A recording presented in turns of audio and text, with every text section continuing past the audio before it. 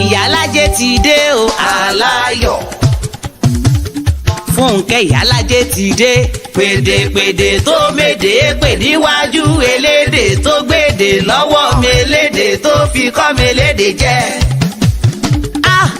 Ìyálájé mi Fúnkẹ́ o. Sọ̀rọ̀sọ̀rọ̀ tó mòye o. A fẹ́ gbọ́ ẹ yàtọ̀ sáwọn gbàǹtọ́ ẹ̀yọ̀ bàbá wọn lẹ́jẹ́.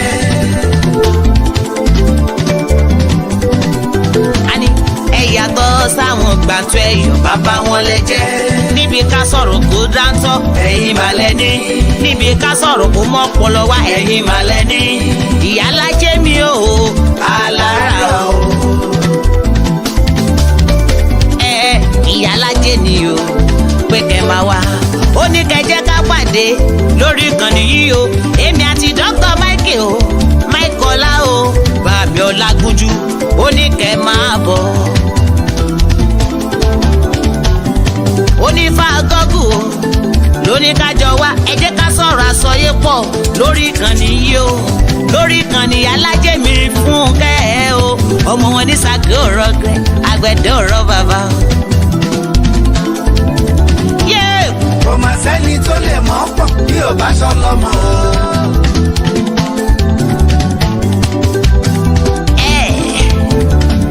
Ìyálájé àti Dr. Michael àwọn sani. náà lè ṣe o náà lè ṣe. Ìyálájé àti Dr. Michael àwọn sani. náà lè ṣe o náà lè ṣe.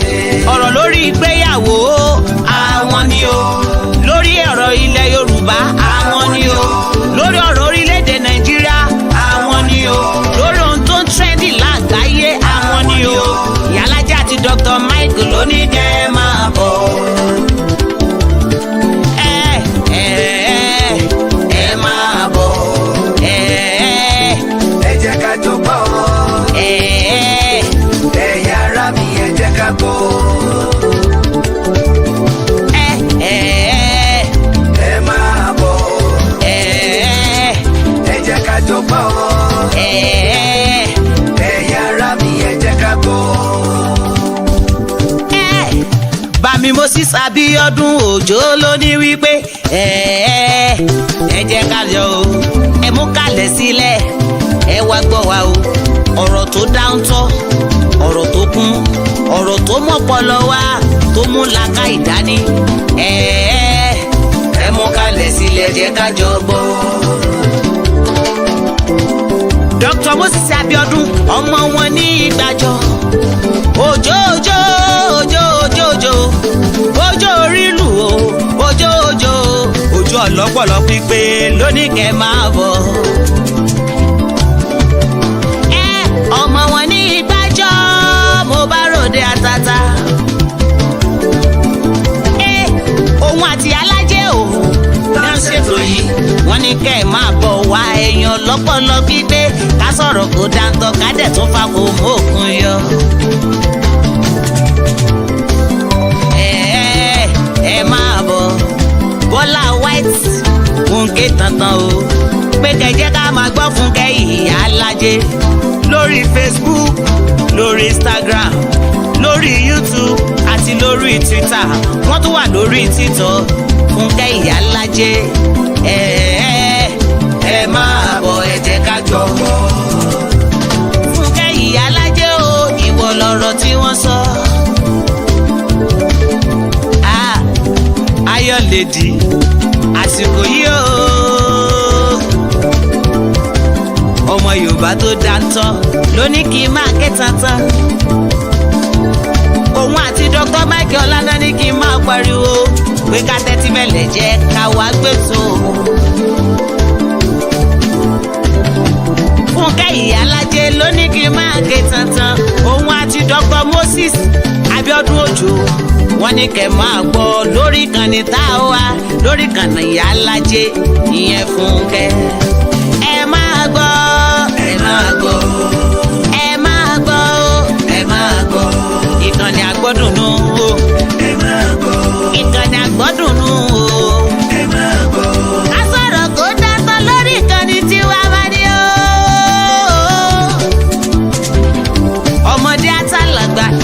gbàgbé pàtó máa ṣe give away once in a month. ẹ sáré ẹ wá gbọ́. Bọ́lá White o Bọ́lá mi mò ń pariwo. Alájọkẹ́ ọ̀sà ló ń pariwo lọ́wọ́. ẹni tí ó mọ̀ mí kó lọ gbé náà wá kó wá wá lóyún lòun àbọ̀lì bèbí tó ń gbọ́ lọ́wọ́. ẹ máa bọ̀ ẹ jẹ́ ká jọ gbọ́ ẹ̀yin ará mi ẹ jẹ́ ká gbọ́. Ẹ káàbọ̀ sí orí ètò. Ẹ kúrọ̀lẹ́, ẹ káàárọ̀, ẹ káàsán, ẹ kúrọ̀lẹ́ gbogbo lé, akíwakíwa o. Mo kí yín dádì mi pé ẹ káàbọ̀ sí orí ètò sà. Ẹ káàbọ̀ sà. Ẹ kú wájú, ẹ má bínú sí. Mo wà lórí ìkúnlẹ̀ sà. Sà. Ẹ pẹ̀lẹ́ sà. Ẹ kú àpọ́nlé. Yes sà. Ẹ kú ṣé ní sà. Ẹ ṣé mo dúpẹ́. Ẹ ṣíwájú wa ní àdúrà ká tó tẹ̀síwájú sà. Bàbá ní orúkọ Jésù. Àmín. A dúpẹ́ lọ́wọ́ yín tó tẹ́tù fún wa lórí ọ̀fẹ́ tòní. Ọlọ́run ẹ gba ọpẹ́ wa. Àmín. A fi ètò náà lóyún lọ́wọ́ Ọlọ́run ẹ gba àkóso. Àmín. Àbẹ̀yìn pé kẹ́síwájú wa kẹ́kẹ́yìn wa. Àmín. Ẹ dáàbò bo wa Olúwa Ọlọ́run àwọn ọmọ ogun. Àmín. Gbogbo àwọn olólùfẹ́ ètò yìí náà la fi lé yín lọ́wọ́. Olúwa Ọlọ́run lẹ́gbẹ̀ẹ́ àbẹ̀yìn pé kẹ́ nífẹ̀ẹ́ gbogbo wa lápapọ̀. Àmín. Ẹ gbọ́ àdúrà bàbá àti ìkọ̀kọ̀ wa. Àmín. Ẹ fún wa gẹ́gẹ́ bí tinú wa kẹ́ mú ìmọ̀ wa ṣe. Àmín. Ní dáradára, ògo kó yẹ forúkọ yín. Àmín. Ìgbàlà kó jẹ́ tàwọn ọmọ yín títí ayé. Àmín. Jésù Kristi agbára wa. Àmín. Àmín. Àmín. Ní orúkọ Jésù. Ẹ ṣé gidigidi gan ni sà. Mò ń bọ̀ wá sí ọ̀dọ̀ yín. Ẹ jẹ́ ká kí àwọn aráalé ká tó tẹ̀síwájú sà. Lẹ́ẹ̀kan sí mo kí wa pé a kú dédé àsìkò yìí, àárọ̀, ọ̀sán, ìrọ̀lẹ́, alẹ́, ibikíbi tí oníkálukú wa bá wà. A gbà ládùúrà pé ojú rere àti àánú Ọlọ́run kò ní fi gbogbo wa sílẹ̀. Ẹ káàbọ̀ sí orí ètò yín ètò wa. Orúkọ tèmi kò yí padà, Ìyálájé Global Talk Show. Lẹ́ẹ̀kan sí Ìyálájé Global Talk Show ní orí YouTube channel mi. Mo dúpẹ́ lọ́wọ́ ẹ̀yin tẹ́ ń bá mi subscribe.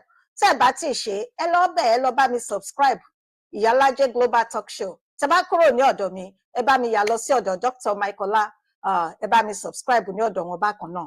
Ẹ ṣé lọ́pọ̀lọpọ̀. Ẹ jẹ́ kí n wá bẹ̀rẹ̀ sí ní kí wa. Mọ́mí Fúnmilọ́lá Bello 572 akínyín mọ́mí wa ẹ káàbọ̀. Ẹ ṣé gidigidi gan grandma Ella. Àjọṣe wa kò ní bàjẹ́ o lágbára lọ́wọ́ Ọlọ́run. Ẹ pẹ́ fún wa. Ẹ ṣé ẹ káàbọ̀. Mo kí mọ́mí Ọmọlára Ògúndáre. Mọ́mí ẹ ṣé gidigidi gan. Àwọn tiwa ẹ ṣé, àjọṣe wa kò ní bàjẹ́. Àǹtí mi mọ́mí Rísí Ashiru ẹ káàbọ̀ sí orí ètò. Àárí yín pẹ́ o, àjíǹde ara máa jẹ́. Ẹ má gbàgbé bẹ́ẹ̀ ṣe ń darapọ̀ ẹ máa bá wa pín ètò. Ẹ jẹ́ kí wá lọ sí ọ̀dọ̀ bàbá ẹgbẹ́ ẹ̀gbọ́n mi àtàtà. Lẹ́ẹ̀kan sí ìkúnlẹ̀ mi rèé o, mo kí yín sà. Àkúṣe mi, ẹ káàbọ̀ sí orí ètò yín ètò wa. Àjíǹde ara máa jẹ́ yín o, ojú òní tì yín láéláé. Gbogbo àdáwọ́lé yín lágbára lọ́wọ́ Ọlọ́run ó máa yọrí sí rere ni o. Ẹ má jèrè gbogbo àwọn ọmọ yín. Ẹ káàbọ̀ lẹ́ẹ̀kan sí orí ètò. Ẹ bá wa kí àwọn aráalé ká tó tẹ̀síwájú sà. Ẹ ṣé mo dúpẹ́ Ìyálájé ní ìran pé mo wà muted. Mo dúpẹ́ lọ́wọ́ yín fún gbogbo àwọn àdúrà tẹ́ ṣe yẹn. Àjẹmọ́ná jẹ́ fún mi àtẹ̀yìn àti gbogbo àwọn olólùfẹ́ ètò yìí. Àmín. Àti wa lẹ́ẹ̀kan sí. Lákọ̀ọ́kọ́ a dúpẹ́ lọ́wọ́ Ọlọ́run tó jẹ́ kó ṣeéṣe fún wa. Ìbà fún Ọlọ́run tó dá wa sí. Ìbà gbogbo ọkùnrin àti obìnrin náà, ìbà yín ènìyàn, àwọn ajúnira àti àwọn tí àjọjẹ́gbẹ́ àtẹ̀ntà tó wà lẹ́yìn. Àjúbàlẹ̀ àjúbà àwọn gbogbo tí ìjúbà rẹ̀ fún kọ́lọ́run kó gba àkóso. Àmín. Káàbọ̀ sórí ètò lágbára Ọlọ́run yóò ṣe ara tí ọkàn wa láǹfààní. Àmín. Ẹ ṣé. Ẹ ṣé gidigidi gan ni. Ẹ kú ohun sà. Gbogbo lé ń kọ́ handsome young man ni àdúrà àti mọ́mì. Àlàáfíà ni gbogbo wa. Ẹ pẹ́ fún wa o lágbára lọ́wọ́ Ọlọ́run. Ẹ ṣé lọ́pọ̀lọpọ̀. Ẹ ṣeun gan ni. Ní àkọ́kọ́ ká tó bẹ̀rẹ̀ ètò lẹ́ẹ̀kan sí ẹ jọ̀wọ́ fún àǹfààní àwọn tí kò bá tí mọ̀, ẹ jọ̀wọ́ àsìkò tá a máa ṣe ètò ó máa yàtọ̀, kò ní dàbí ti tẹ́lẹ̀tẹ́lẹ̀ mọ́ torí fún ìdí kan tàbí ìdí mìíràn gbogbo wa la ní nǹkan tí à ń ṣe, ṣùgbọ́n inú wa máa ń dùn láti ṣe kíni láti ṣe àwọn ètò yìí, so ẹ máa gbà wá bó bá ṣe rí fún àsìkò náà ní àsìkò ní gbogbo nǹkan, so ìgbàkúgbà tí a bá jáde ẹ jọ̀ọ́ torí Ọlọ́run ẹ lọ bá wa fi notification bell yan, ẹ jẹ́ kó wà on. A lè jáde bí mo ṣe jáde lánàá ní aago 9. Mo lè jáde kí n tètè jáde bẹ́ẹ̀ mi àti Dr. Michael ṣe tètè ṣètò ní ọjọ́ Sunday. A dẹ̀ lè jáde nírú àsìkò báyìí. Ẹ jọ̀ọ́, so ẹ jọ̀wọ́ mo fẹ́ kẹ́yin aráalé kẹ́ mọ̀ nípa ẹ̀ ni bó ṣe rí nìyẹn. Ẹ ṣé gan ni. Àná ni a ṣe ayẹyẹ ọjọ́bí fún ìkan nínú àwọn ìyá wa ní orí ìkànnì yìí, ìyá wa Rísí Ashiru. Mo mọ̀ pé bísí lánàá yẹn ó wù mí pé kẹ́ bá wa kí wọn. Bẹ́ẹ̀ni. Ẹni bísí. Yes. So. Adúpẹ́ lọ́wọ́ Ọlọ́run, adúpẹ́ lọ́wọ́ gbogbo àwa olólùfẹ́ ètò yìí. Ìyá alájẹ mo kí pé kò ṣẹ́ kò dé sùn yín kò ní rẹ̀yìn. Àmín. Mo wá ń lo àkókò yìí náà láti wọ́n ní better late than never. Sí màmá wa Rísí Ashiru, igba ọdún kan ni o. Àmín. Àkì wọ́n ní kókó lára ta lágbára Ọlọ́run, wọ́n ní òjòjò kí méjì alálẹ̀ odò. Mo gbàládùra pé ojú yín ó mọ ọrọ́dún nínú àlàáfíà ara, nínú ìfọ̀kànbalẹ̀ tẹ̀mí. Àmín. Ọlọ́run lè máa fi ẹ̀mí gígùn, ọjọ́ ogbó àlàáfíà àti ìdùnnú á fi tẹ́ yín lọ́rùn. Àmín. Àti iwájú àtẹ̀yìn yín lágbára Ọlọ́run, àlàáfíà ni yóò jọba. Àmín. Fún àtòsí, ìbùkún Ọlọ́run yóò bá yín ká o. Àmín. Oore-ọ̀fẹ́ àti àánú rẹ̀ yóò bá yín gbé. Àmín. Ògùn tọ́lọ́run á jogún fún yín, yálà òun mí, yálà kò mí, kò ní jẹ́ kí Sátánì kò fọwọ́ ìbànújẹ́ kan. Àmín o. Àrídùnnú gbogbo àwọn ọmọ yín yóò máa jẹ́. Àmín. Gbogbo àdáwọ́lé yín pátá yóò máa jẹ́ orí síta yọ o. Àmín. Ẹ ò ní bá wọn fáyé fọwọ́ ti ayé lágbára Ọlọ́run, ẹ̀ ní sì wọ́n wáyé. Àmín. Gbàládùra pé ayé tẹ́ wá ẹ̀ ọ́ nípa rere. Àmín. Ọdọọdún la sì máa ń rórógbó, ọdọọdún la máa ń rí obì. Lágbára Ọlọ́run, ọdọọdún la ó máa rí yín, ire ayọ̀, ìdùnnú. Àmín. Àmín. Torí pé wọ́n ní ṣẹ̀ṣẹ̀ báyìí láyé ni ọmọdé máa ń yọ̀ mẹ́yẹ. Bẹ́ẹ̀ni. Àríyọ̀ la máa ń gbé ọmọ tuntun. Tọ́dún bá ti ń dún, wọ́n mọ̀ rí yín jó, wọ́n mọ̀ rí yín yọ̀ ni. Ayọ̀ ní pa yín tì bí aṣọ tó ti lò kù. Àmín. Ọlọ́run Elédùmarè ẹ ó máa wúlò, ẹ ó máa wà lágbára Elédùmarè, wọ́n sì máa rí yín bá. Ẹ ṣé, ẹ káàbọ̀.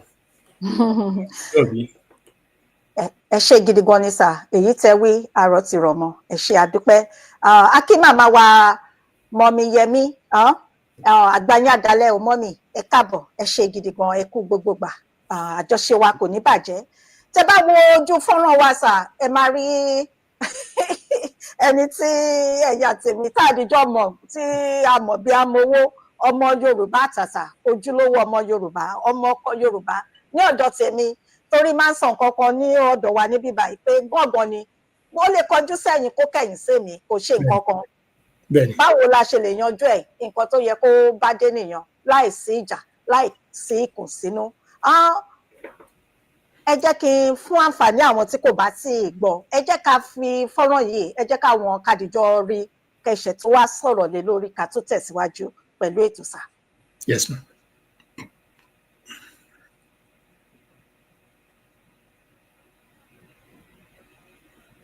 You say to somebody who's coming from Nigeria and wants to create a little mini Nigeria in Britain? No, that is not right. And Nigerians would not tolerate that. That's not something that that many countries would accept. There are many people who come to our country, to the UK, who do things that would not be acceptable in their countries. It's virtually impossible, for example, to get Nigerian citizenship. I had that citizenship by virtue of my parents. I can't give it to my children because I'm a woman. Yet loads of Nigerians come to the UK, stay for a relatively brief period of time, acquire British citizenship. We need to stop being naive, and that's why under my leadership we now have policies to make it a lot harder to just get British citizenship. It's been too easy. It's basically a conveyor belt. We want people who have who want to come to our country to be net contributors, not people who will immigrate and then need welfare, need social housing. That's not right because they haven't paid into the system. So there is a lot that I'm changing on policy that is suitable for the times we live in. We could get away with these things before the era of mass travel, before mobile phones, before small boat crossings. There's just the global mass migration which we're seeing that's very destabilizing. They didn't have that in the 80s and the 70s and the 90s. We need rules that work for today. Kemi Badenoch, pleasure to have you on.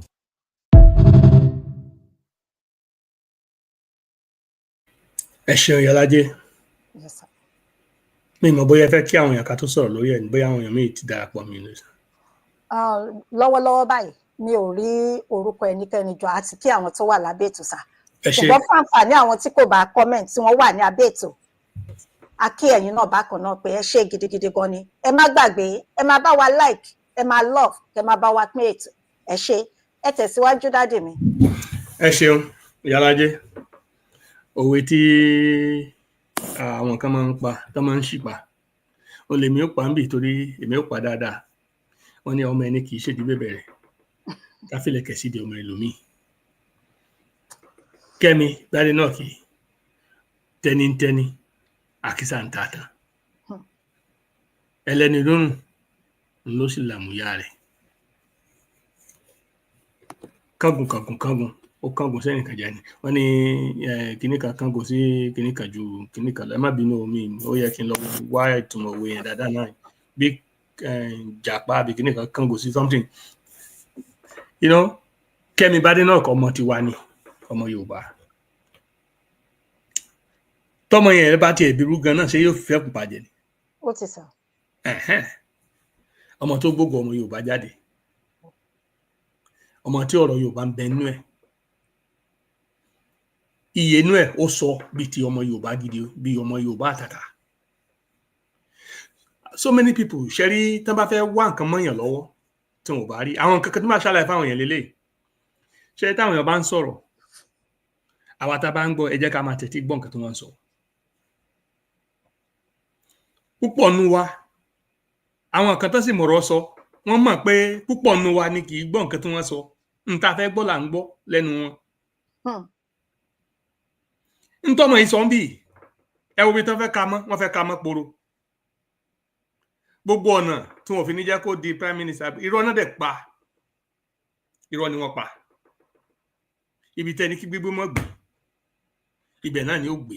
Ibi tí wọ́n ní kí tẹ̀tẹ̀ ọmọ tẹ̀, bí Ọlọ́run tí ń jẹ́ Ọlọ́run ibẹ̀ ni ó tẹ̀ bẹ́ẹ̀. Ọmọ yìí yóò di prime minister Britain, agbára Jésù, agbára Ọlọ́run tó jẹ́ ọ̀gá ògo.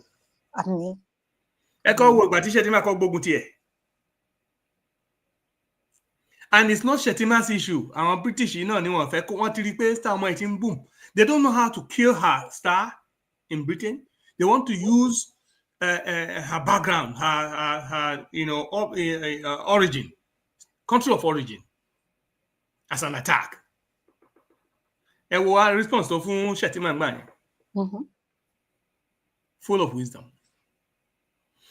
Does it not cause pé British politician will be looking for other things because of her response then? Láti fẹ́ time in Nigeria, she understand? So that she cannot, ṣe mọ gbà tí ẹ jẹ́ ká wo Barack Obama. Nígbà tó kọ́kọ́ fẹ́ contest the first time. Ṣe pé deliberately ìdánwò náà kọ̀ tí o máa fi Hussein sínú orúkọ ẹ̀ mọ́. Barack Hussein Obama. Táwọn kan tí a ti insert ẹ̀ tán tí a ti ń ṣe mọ̀ tí ò dá wọn lóhùn. Tó tún lọ dọ́gbọ́n tó tún fẹ́ lo pastor ẹ̀ against ẹ̀. Mi mọ̀ báyọ̀ àwọn ìrántí politics tó go on ní gbogbo time yẹn. Nígbà táwọn Hillary fẹ́ dojú ẹ̀ délẹ̀ tán sáfẹ́ wá nǹkan kan tó ń fi bàtí ẹ̀ jẹ́ sọ́dà kò ní lè borí, kò ní lè jáwé olúborí. Ṣùgbọ́n nígbà tó ti wọ Ọlọ́run pé yóò débẹ̀, ìmọ̀tún ìmọ̀jọ wọn ṣé ìmẹ̀ni ni wọ́n dọjọ́ alẹ́? Kò dọjọ́ alẹ́ sà. Òun ló fi mú. Bẹ́ẹ̀ náà ni ó rí lórí tẹ Kẹ́mi Badenoch gbogbo ọwọ́ tó ń gbogbo ọwọ́ jà tán ń gbé ara wọn náà ló fi máa ṣe. Ìgbà tó pa ẹ̀ tán pọ̀ òṣè ni ara ló fi ń san. Ìtẹ̀síwájú ni yóò máa jẹ́ gbogbo òkúta tó máa jù sí yóò máa jẹ́ stepping stone fún láti gòkè àgbà ní lágbára Ọlọ́run. Àmín. Now, let us come back to what she said. Because a lot of people listen to that and then they just run. We're very stupid, no thinking. This is a CNN anchor. The CNN àti mọ̀ pé àwọn tó ń ṣiṣẹ́ fún. They're working, these are established media that are working against everything Africa. BBC, CNN, anything you call them. These are corporate media homes. They say they're independent, but they're actually biased against third world countries, especially African nations. Dr. Lamewa, ṣé gbọ́ kan gbé anything about Burkina Faso? What is that? Any positive news about the Sahel countries? What is that? They will not. They will not. Di ọ̀tún Lamewa, di oṣù tó ń bọ̀, ẹ gbọ́ kan sọ anything nígbà tí gbogbo Yorùbá nation gbóná gan tá ti ṣe kọ́ bẹ̀rẹ̀ rally yẹn serious gan ṣé wọ́n sọ anything. wọ́n sọ sir. Wọ́n ní gbin. Now the same CNN anchor is coming to ask have a live Sherry Google live television this prime time interviews Sherry. A lot of pitfalls. They're setting mines, political mine land mines. So that about to step on it, it will destroy you, can never get out of it. And Tolon Babashe, T Rekpe, Nin Losuru, Longman Losori, Rowan talk to Ben networks, Thomas survive, especially somebody who is of color, and more especially because she's a girl. She's a She will be more than Iron Lady in Britain. She will become Prime Minister of Britain. She will be more than Margaret Thatcher. Her achievements will be greater than that, far greater.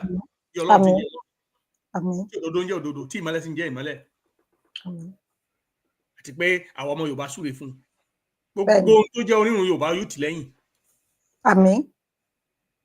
This woman answered this question in a landmine they set for her cleverly. You understand? Nigerian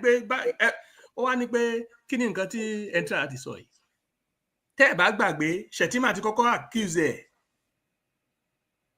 sometime last year forcefully àwọn kì í ṣe ìran bí tóun ti wá òun ṣe àwọn ṣe bí panapana bí panipani àbí kí ló understand what I get answer that and put him in his táwọn èèyàn bá dé bá wá response here torí mi fẹ́ quote me I don't want to say things out of quote and I'm trying to really figure out exactly what she said.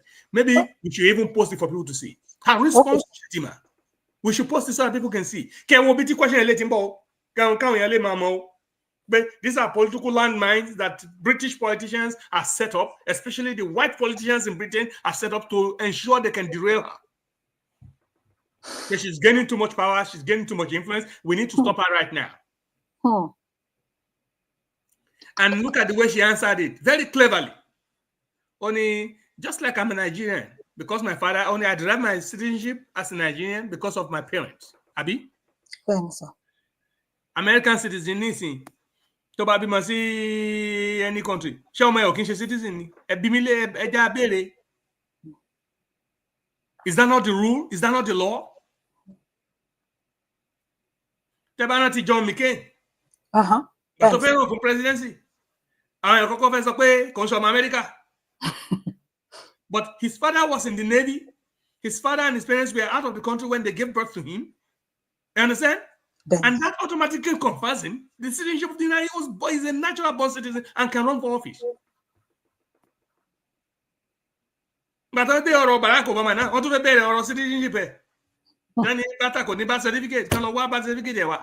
All because a foreigner is the father in this land. And now she explained, I derived my citizenship from my parents. I was born in Nigeria or not born in Nigeria. Very clever answer. You cannot really tell. When you see politicians answering questions, please, come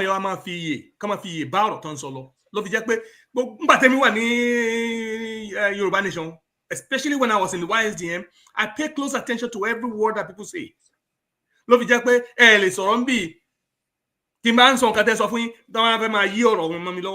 not a stupid man. Don't stop playing games. I heard you. Yeah, I heard what you're saying. And if I was confused, I would have asked you questions to clarify. So I know exactly what you're talking about. This woman was very clever. She did not say I was born in Nigeria. She didn't say I was born in Britain. She said I derived my citizenship from my parents. My Nigerian citizenship. You understand? Then so in Britain, but when you say on attack Nigerians are the citizens, in Britain, pitch against the black community. They want to pitch her. Understand? To make sure that she's a sellout, they want to destroy her. These people always want to destroy you among your people. Just like they will use an African man to kill another African man in Africa. Just like they will use a black man Michael Langley to go after Ibrahim Traore in Africa. Just like they used Barack Obama, a black president, to go and kill Muammar Gaddafi in Africa. This is the same old useless tricks they've always played. The same old book tricks they've always played. Oh, you're against your own people now. They can. Why are you saying they cannot become citizens? Why are you saying? Look at the clever answer. Because don't to replay. And this is the first time I'm hearing this. Christy movie shalaye. But I paid attention to what she's saying. To pay attention. Okay, sir. Baba Role Sifi Ekabo, sir. You say to somebody who's coming from Nigeria and wants to create a little mini Nigeria in Britain. No, that is not right. And Nigerians would not tolerate that. That's not something that that many countries would accept. There are many people who come to our country, to the UK, who do things that would not be acceptable in their countries. It's virtually impossible, for example, to get Nigerian citizenship. I had that citizenship by virtue of my parents. I can't give it to my children because I'm a woman. Yet loads of Nigerians come to the UK, stay for a relatively brief period of time, acquire British citizenship. We need to stop being naive, and that's why under my leadership we now have policies to make it a lot harder to just get British citizenship. It's been too easy. It's basically a conveyor belt. We want people who have who want to come to our country to be net contributors, not people who will immigrate and then need welfare, need social housing. That's not right because they haven't paid into the system. So there is a lot that I'm changing on policy that is suitable for the times we live in. We could get away with these things before the era of mass travel, before mobile phones, before small boat crossings. There's just the global mass migration which we're seeing that's very destabilizing. They didn't have that in the 80s and the 70s and the 90s. We need rules that work for today. Kemi Badenoch, pleasure to have you on. Yeah. So look, if people pay attention to the way she was talking, she's actually turned that question into a legal argument. Only yes, I have that citizenship by virtue of my parents. That means I derive my citizenship and my Nigerian citizenship by virtue that I was born by Nigerian parents. She never said I was born in Nigeria, but in the same token, she addressed UK as her country, as her home country, because she's now what? A British citizen. Mm-hmm. So she answered those questions cleverly in a way that is not saying, I'm not a Nigerian. She didn't say that. She understand? Yeah. They couldn't find anything out of there. That was nothing. Now, only if you're now saying that because you accuse Nigerians will create a mini Nigerian community and try to stop it.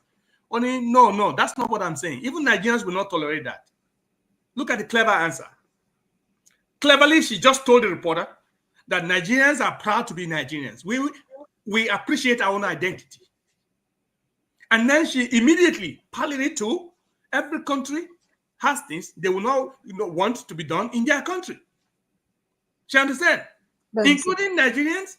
Only, yes, I derive my citizenship as Nigerian, but my children cannot be called Nigerian because by law in Nigeria, because you're a woman, your child is probably not considered a citizen. Meanwhile, Nigeria.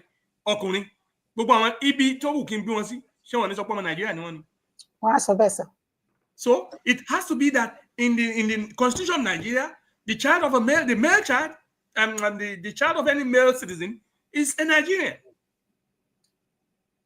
She played the argument cleverly there and saying, therefore, we're talking about the law. What is the legal situation in this country? Meaning that, again, I want to visiting visa, especially Los America, Los Kini. You're not going to be a public charge. You're not coming into the country to go and stay on welfare. You're not coming to the system. I understand? And especially after 9/11. 9/11, she had noticed. 9/11, crash the World Trade Center. 9/11 terrorists. All of them used American money to go and study American airplane, to go and bomb, attack American buildings. Have you noticed that? Benz. So she's saying that, okay, it's not that people should all be citizens or whatever, but they cannot be public charge. We don't want people who are going to be dependent on welfare and burden the economy, which is immigration 101. Immigration 101 by virtue, but in any part of the world. You want to go to Canada, they want to make sure you're not a public charge, that you have somebody you're going to stay with, somebody who can vouch for you, somebody who's going to give an affidavit. Same thing with Britain. You want to go in there, you have to be somebody who's going to be able to work or somebody who can contribute to the economy there. Donald Trump, the president, green card for sale. Green card is for sale. Meaning you're going to come to the United States. This is somebody who's advocating and seriously trying to deport everybody else. But if you have $5 million, you can come and get a green card. What's Kemi Badenoch saying that's different? In other words, to the British politician that want to attack her, she's clearly showing that she's defending the interest of the United Kingdom, which is what should be her primary focus. So why dragging her Nigerian roots into the issue? Why trying to pitch her against Nigerian citizens in the UK so that they won't vote for her? Peel off some of those votes and then try and see if you can neutralize her and we can or even push her into some landmines, into some miscommunication. The campaign against her. They cannot find anything against her at this point.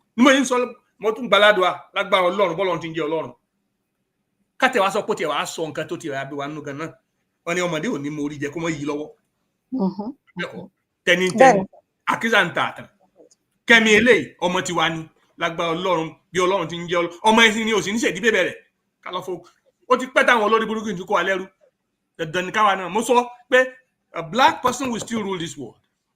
Wọ́n fẹ́ wọn kọ́ gbogbo ọ̀nà tó wù tó ìbábádé bóyá látara Badenoch náà ló ti máa bẹ̀rẹ̀ I don't know. So ẹ mẹ́jẹ̀ káwọn èèyàn wa gbogbo ilé tí wọ́n ń sọ̀sọ́kúsọ àwọn àgbàlagbà òpònú kan náà Ọlọ́run dáríjì mi o.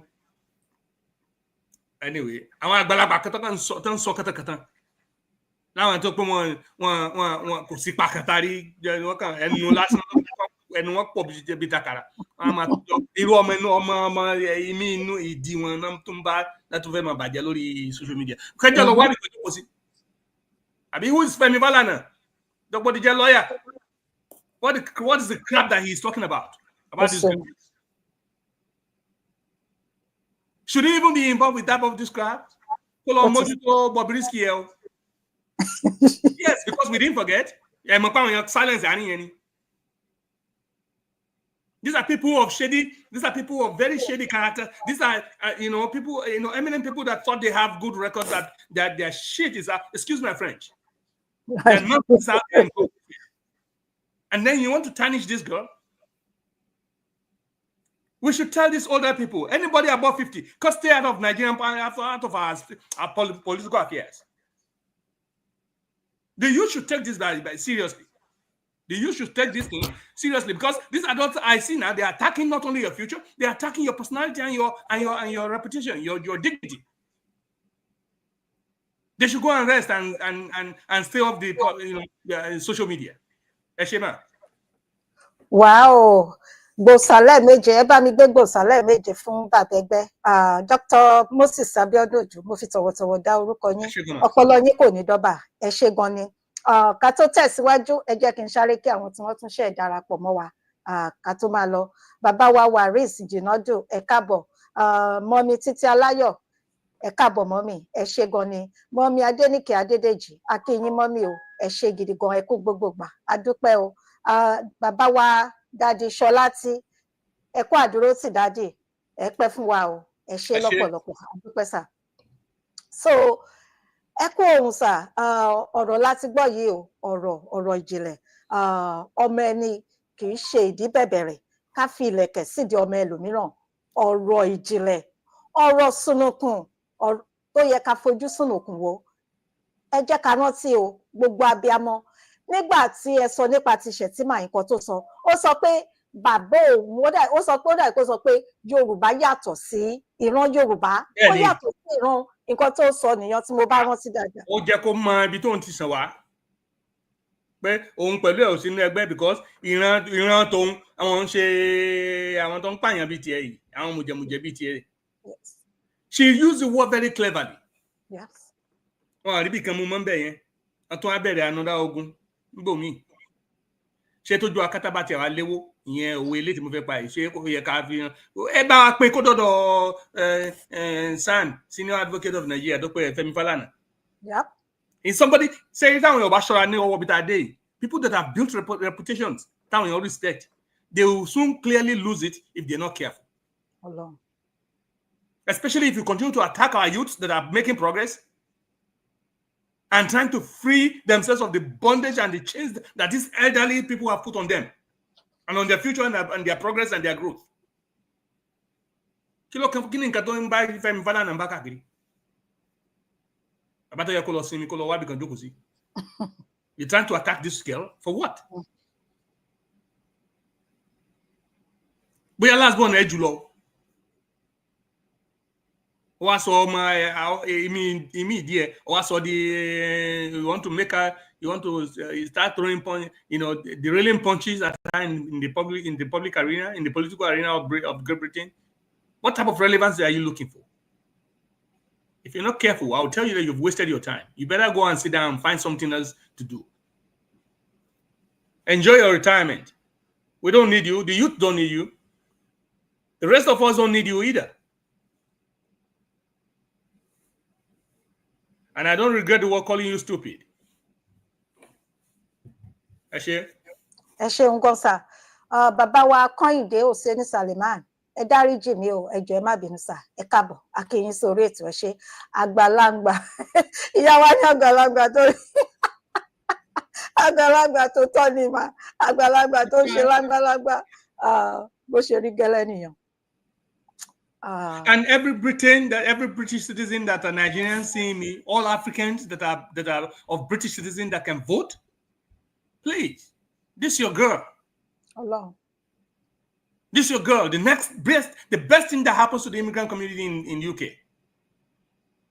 Actually, she will move that. I wish that she will be the Nigerian president. I wish she can bring her wisdom, her skills, her views to improve Nigeria in the Nigerian political arena. But she's a British citizen, and I wish her good best of lucks anyways. But give her your support. She's going to be better than Margaret Thatcher, the best of your politicians right now. I can guarantee, especially because she's a female. But she's somebody who is loaded intellectually. Mm-hmm. There's a bright, she's as smooth as anything. She's human, yes. But weigh her on the scale with all these loud mouths. And you can tell by quality. We're not talking about age, the quantity, people that are just full of, their quantity, but they don't matter. She does matter. And she knows what she's doing. She's very measured. She chooses her words carefully. Don't allow them to throw her into the the flame that they are creating for themselves.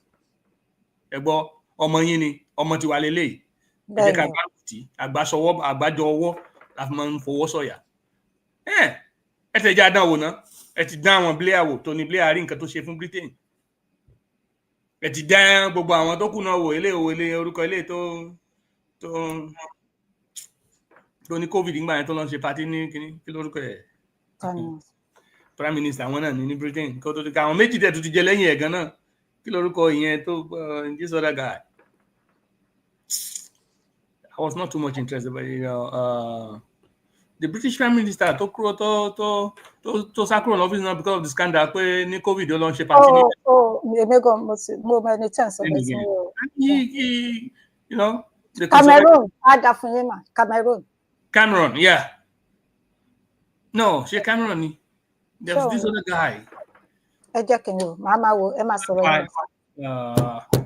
Right after, I believe after Tony Blair, where on di kini man. ó dà ń pọ́n ló eventually succeed pẹ̀lú Brexit tán exit kò ní EU tán break away from EU tí Britain break away kilo was the prime minister then I think what's his name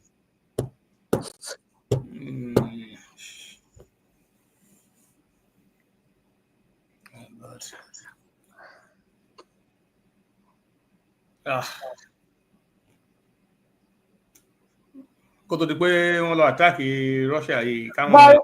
ó rà pé kí ni Boris òun ni sájà fún yes òun ni.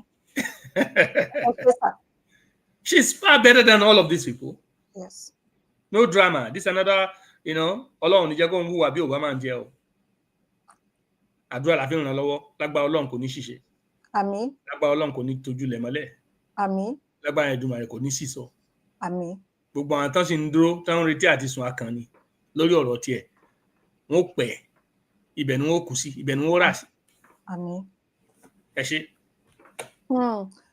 Ẹ ṣeun gan ni Saiko ohun. Gbogbo ẹni tó bá ti fẹ́ kọ́ ọmọ òun ṣe rere láyé ìgbà especially gbogbo àwọn àtàwà nílẹ̀ àjèjì tó pé a fẹ́ kí ìran wa kí ilẹ̀ aláwọ̀ dúdú kó gbòmìnira pátápátá gbogbo àwọn ọmọ tá à ń bí láti àwọn olú yìí ọkọ mi sọ pé láti ibẹ̀ ni òmìnira ó ti wá ìdásílẹ̀ wa. Àṣẹ Ìdùmarè. Gbogbo ẹni tó bá ti wá bímọ tó ń sọ pé kọ́mọ ọmọ ọlọ́mọ yìí kó má mókè àgbà àwọn ọmọ tiẹ̀ náà kó ti gbé rántí pé ọwọ́ tó bá nàka kan sí ọmọ ni èmi ò mẹ́rin tó kù títí ẹni ò mọ̀ jẹ́. Bẹ́ẹ̀ni. Ẹjọ́ bá dẹ̀ kó rí bẹ́ẹ̀ ẹjẹ́ agbárùkù tí kò ṣe ní tó burúkú sí wa. Gbogbo ohun tó ń sọ yìí ìdíwé tó ṣe dáhùn ìbéèrè wọn àwọn èèyàn ò tẹ́tí ilẹ̀ kan gbọ̀n kan tó ń sọ. Àwọn tó fẹ́ lò against ẹ̀ ọ̀rọ̀ tó sọ yẹn náà máa dì mú. And she tried to correct it there. Hey, stop, don't talk like that because Nigerians are also people of dignity. She's actually holding Nigeria in high esteem. Now, Nigerians wouldn't even want that. Stop that. Because in Nigeria, even though I'm a female, and even though I derive my citizenship as a Nigerian, my children cannot derive it because I'm a woman. That's the law. And so, if I'm now a British citizen, because she didn't say I'm a British citizen, she said in our country, right? Claiming the UK. And then she said the UK. She avoided all of those traps. The landmines not decale. Because I'm British. She avoided those future tricks. Our politicians, they just cut and clip. Cut and clip. And then you start to see her in bad image. You can't cut nothing here.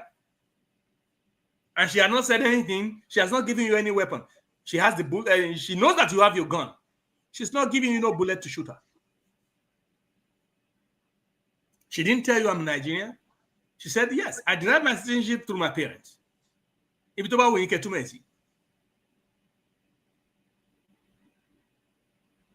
the best I know, her parents to also naturalized as British, Abi. So whichever way, to see. But she's saying that even though I derived that Nigerian citizenship through my parents, my children cannot, and they are not, I can't give them the citizenship because I'm a woman. Which means that's the law of Nigeria. And she's saying that even Nigerians wouldn't want would not want what you're saying here. We are people of dignity, and that's why the laws of Nigeria stays in Nigeria and the laws of Britain stays here. Now in our country, UK, it is right that we protect in this age people that will immigrate to cause a burden on the system, such as coming to be dependent on the welfare system. A lot of these people are coming from Islamic nations. Coming in Jamaica, there was a time British attack on Islamic way, Islam development the issues. So she's walking on a fine line. Is why they only using Nigeria as an example because she's Nigerian. Well, she's a child of a Nigerian parent. I really appreciate the wisdom with which you use to answer those questions. That's why when I see all these anchors, these CNN people, these BBC people, I really have some dislike for them. Honestly, I am always trying to be as objective as I can when I listen to them, but I'm very, very biased against all of them. Why? Because of the way they're treating the African situation. because of the way they're treating the Nigerian situation, and especially because of the way they have been silent. So I look at them that they're complicit, because they cannot tell us they don't know what's happening in that part of the world. So they're being complicit and trying to give munition to these imperial powers to go and unalive our people, unalive the great leaders of Africa. Ibrahim Traore, Abdurrahim Tiani, and Assimi Goita. BBC is complicit. CNN is complicit. All of these major network news, including the France network, all of them, they're complicit. They're looking for, and now they're all guarding around, trying to use the African Union to come against. Look again, and especially the youth. I think there should be a time where the youth start to organize in every country, that all of these leaders in different parts of Africa, if they take actions or make utterances that are against the Sahelian countries, the citizens should rise up. Because now, America, France, Britain, all of these, Germany, and all these these Western powers, they're now trying to use the African Union against, and I think they're going to use it as a way, and then they'll have maybe equip African Union to take military to assault the Sahelian nations. Because I'm seeing that quiet move. They tried because they couldn't get through, they couldn't penetrate. They tried to assassinate, they couldn't get them. They couldn't, they were unsuccessful in all their assassination attempts against Burkina Faso's president. They tried to make the country ungovernable with these terrorists. He's covering and recovering his country. So they tried to use ECOWAS. ECOWAS has not been strong enough under Tinubu. Now they gave $180 million to the new ECOWAS leader, the Kiloruko to share the ECOWAS chairman leader. The $180 million, and then the next day he started to issue threats against Sahelian countries. They should resign. They're not democratically elected. Who tell you that Africans need democracy? Why are you talking to the leaders of the people that really love their country? Don't the citizens sleeping on the street saying you cannot kill our leader? Are you a Burkinabe citizen? The Burkinabe says we want this man. So what's the West? So if America says we want Donald Trump, who can France come and tell us no, it's not good for us? So why is it different with Africa? But you can see Paul Biya, 92-year-old, peeing in his pants, and then still being governor, and Macron's holding him tight, smiling. These are the people they want for Africa. Go figure. Look at Burkina Faso, 37-year-old man, president. Look at the country. Look at the factories coming up. Look at the industries building. Look at the roads being tied. Look at the schools. Look at with students going to school, with students getting paid. Tertiary institutions, with schools being free, with the healthcare system improving, with people returning back home, farming going on, with major progress happening. But then they want to attack him. It's not democratically elected. And the people are living good lives, better lives, and the country is more peaceful, the country is more, and then terror is on the flee. But they want Paul Biya. No progress. No, nothing. They're stealing the money, there, corruption, everything. It's okay. That's how we want to Africa. This is democracy for Africa. Are you serious right now? Are we really serious? I think we should reject everything that's Western, including the education system. We should reject all of it, including the language you speak. Let Africa start teaching us. The Chinese people have their own language too. They should ban their language across Africa completely.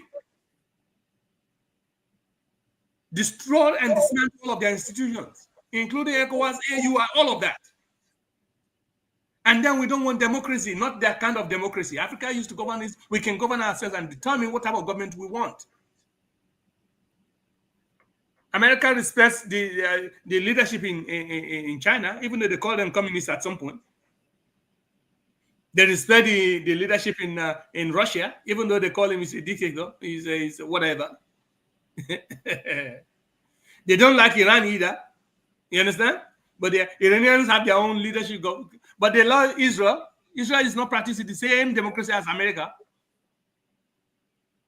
Why are they after Africa? Why is it? What is it about Africa other than control and stealing?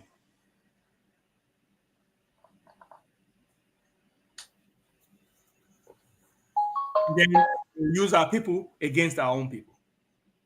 The same old book, the same tricks, the same game, centuries old. Enough is enough. Enough of that crap. Enough of that nonsense. We need to come together and get ourselves together. It is high time that Africans started to protest against the leaders of their different nations that's going or in support of every African Union initiative, every ECOWAS initiative that is anti the Sahel. People should be protesting and speaking out loud on the street that we need to change it. We need to change course. I'm about to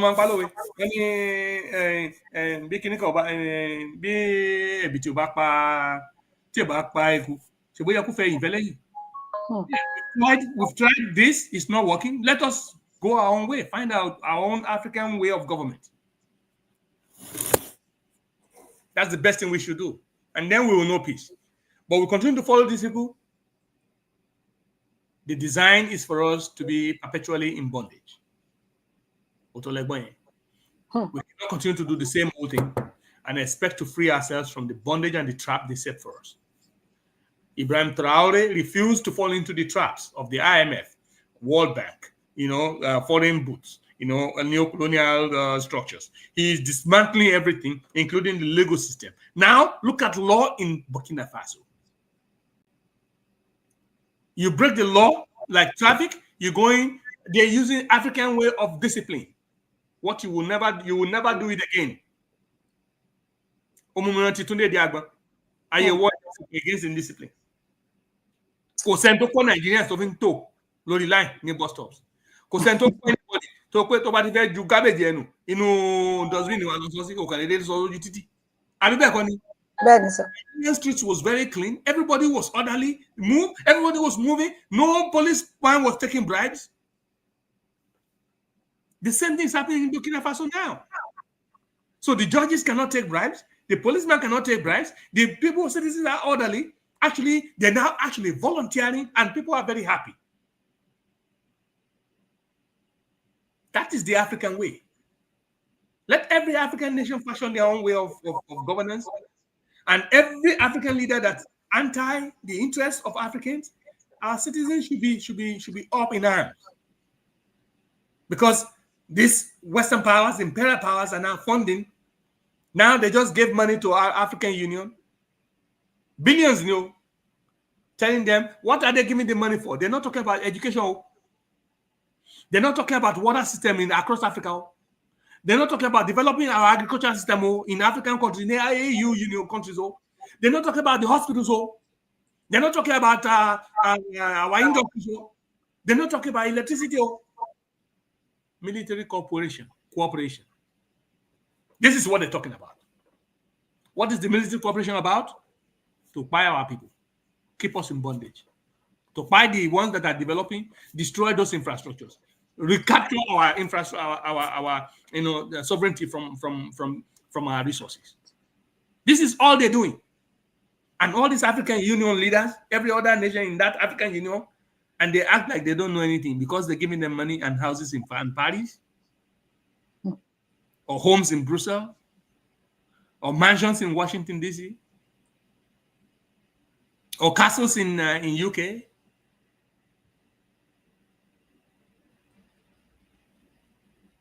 Let us go and think about these things. It is high time we go out our social media. But we cannot keep quiet as to what's happening in the AU. Because now they're trying to use the AU to attack Ibrahim Traore, Assimi Goïta, and Abdulrahman Shiani. Ọlọ́run ní fún wọn ṣe. Ẹ ṣé. Àmín. Ẹ ṣé gan ni sà.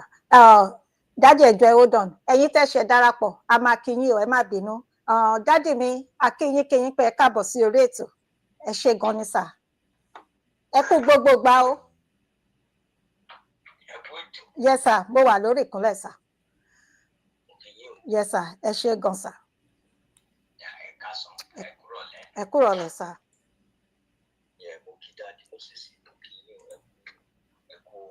Ẹ káàbọ̀ sà mi, ó dà pé volume yẹn load ẹ̀. Volume lọ, okay. Ẹ jẹ́ hold on, Dádì, a gbọ́ yín. Okay, bẹ́ẹ̀ ni wọ́n láwọn tí ń gbọ́ yín nísìnyí sà, a ti ń gbọ́ yín sà. Àwọn náà ń kí yín sà, Dádì Ṣọlá. Mo ní kí n dá sí ọ̀rọ̀ woman mi orúkọ ẹ̀ Olúwakẹ́mi. Gbé sí ojú àwòrán yìí ni. Bẹ́ẹ̀ ni sà. Lórí nǹkan tó ń lọ, èmi náà ó dàbí pé mo gbọ́ fẹ́rẹ́, but I was not bí o ṣe bẹ́ẹ̀ listening to the full details of what happened to what she said, but mo kàn gbọ́ fẹ́rẹ́fẹ́rẹ́ nípa bí immigration Nigeria or bóyá wọn bí òun ṣe jẹ́ obìnrin tó ń bímọ àwọn ọmọ òun sì wọn ní citizenship Nigeria. You see, based on that, mo dẹ̀ dàbí pé àwọn Nigeria wá kántà ẹ̀. Ṣé ó ṣì sọ ni? Mi ò pé kò ṣì sọ o. Ó mọ nǹkan tó ń sọ. Nǹkan tó dẹ̀ ń sọ yìí. But as a politician, advice tí mo fẹ́ fún, tí màá fún this woman, they will be, she's a politician. She's not an activist. Politician, awatari, amokwe Yorùbá ni. Àti mọ ìhà tó kọ sí Nàìjíríà. Àmọ́ ìhà tó kọ sí Nàìjíríà. You see, advice it. Because we want her to get to that place. Bẹ́ẹ̀ni. Bí a tó bá débẹ̀, àmọ́ nǹkan tí Ọlọ́run lè lò fún. But if you are a politician, you must play like a politician. You must not play like an activist. Exactly. You see? Try láti ṣe é sìn. They may be using it. Torí ẹlẹ́jẹ̀rẹ́ àwọn èèyàn tó jẹ́ pé they are coming after her. Go on, sir. That's nǹkan tí màá kàn advice yẹn ni pé she should just try to play politics in that place and read what is on ground níbẹ̀ yẹn. Go try láti avoid the bringing Nigeria to our issue because they will be coming for her. Nítorí ibi tó wà ń sìn, ó sì need the support àwọn Nigeria tó wà ń bẹ àmọ́ pé population Nigeria pọ̀ níbẹ̀ dáadáa. There is no harm. Àwọn kankan dẹ̀ jẹ́ Yorùbá tó jẹ́ pé they still fall in love even with Nigeria. Tó jẹ́ pé gbogbo nǹkan tó bá wá ń sọ, they may be seeing that why is this one always coming for Nigeria níbí? Why should she always come for Nigeria? Why is why to bring Nigeria into an issue?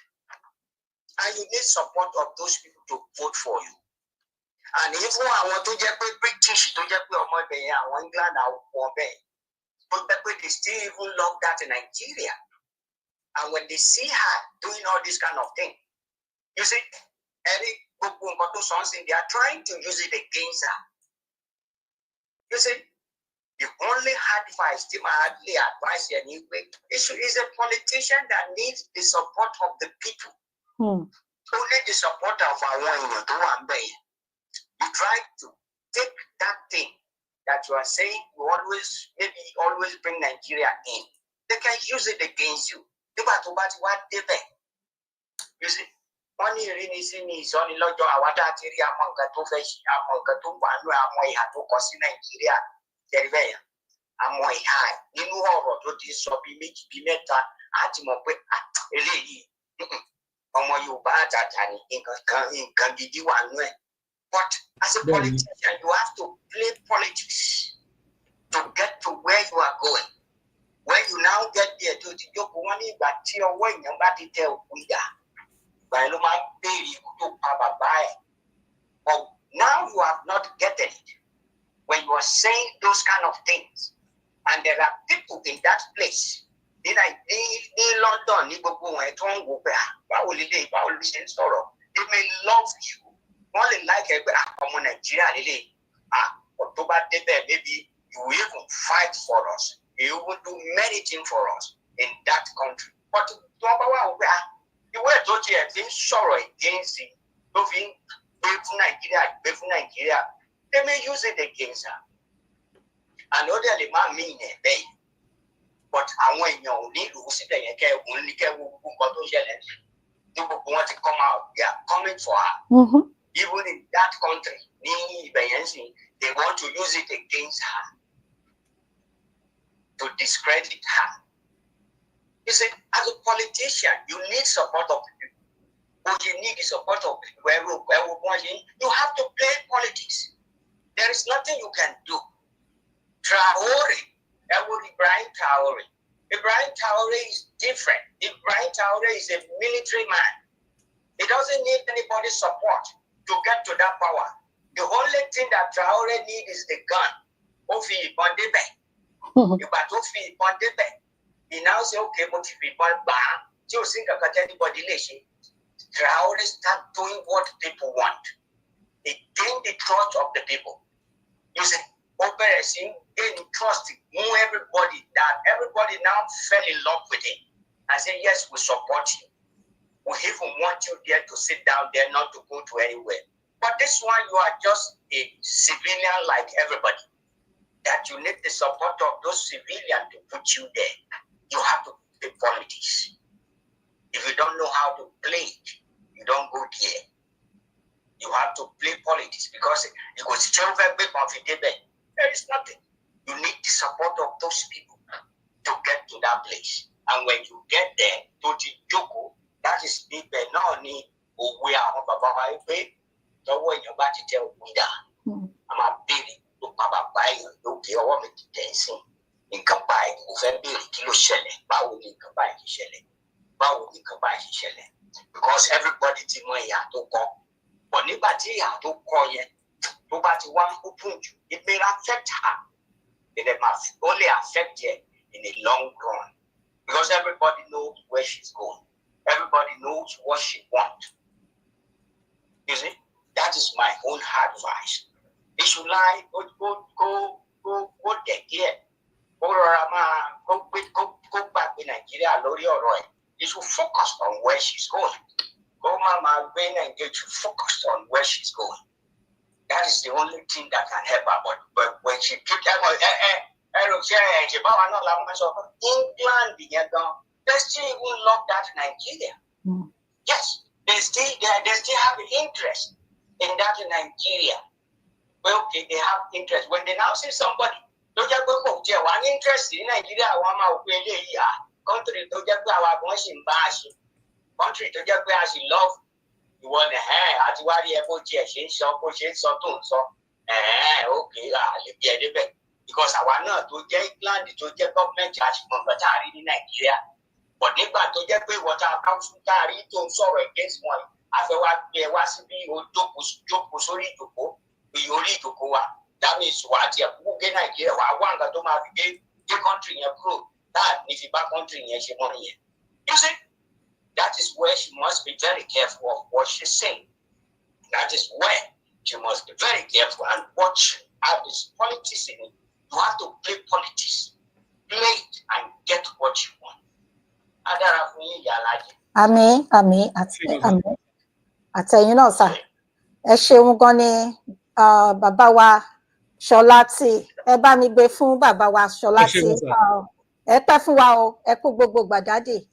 I really appreciate yín. Ẹ ṣeun gan ni. Dádì ẹ jọ̀ọ́ ẹ fún mi ní ìṣẹ́jú kan sí méjì kí aṣáré káwọn tí wọ́n tún ṣe darapọ̀ mọ́ wa. A ní call mi. Okay. Ẹ káàbọ̀ sí orí ètò dádì mi.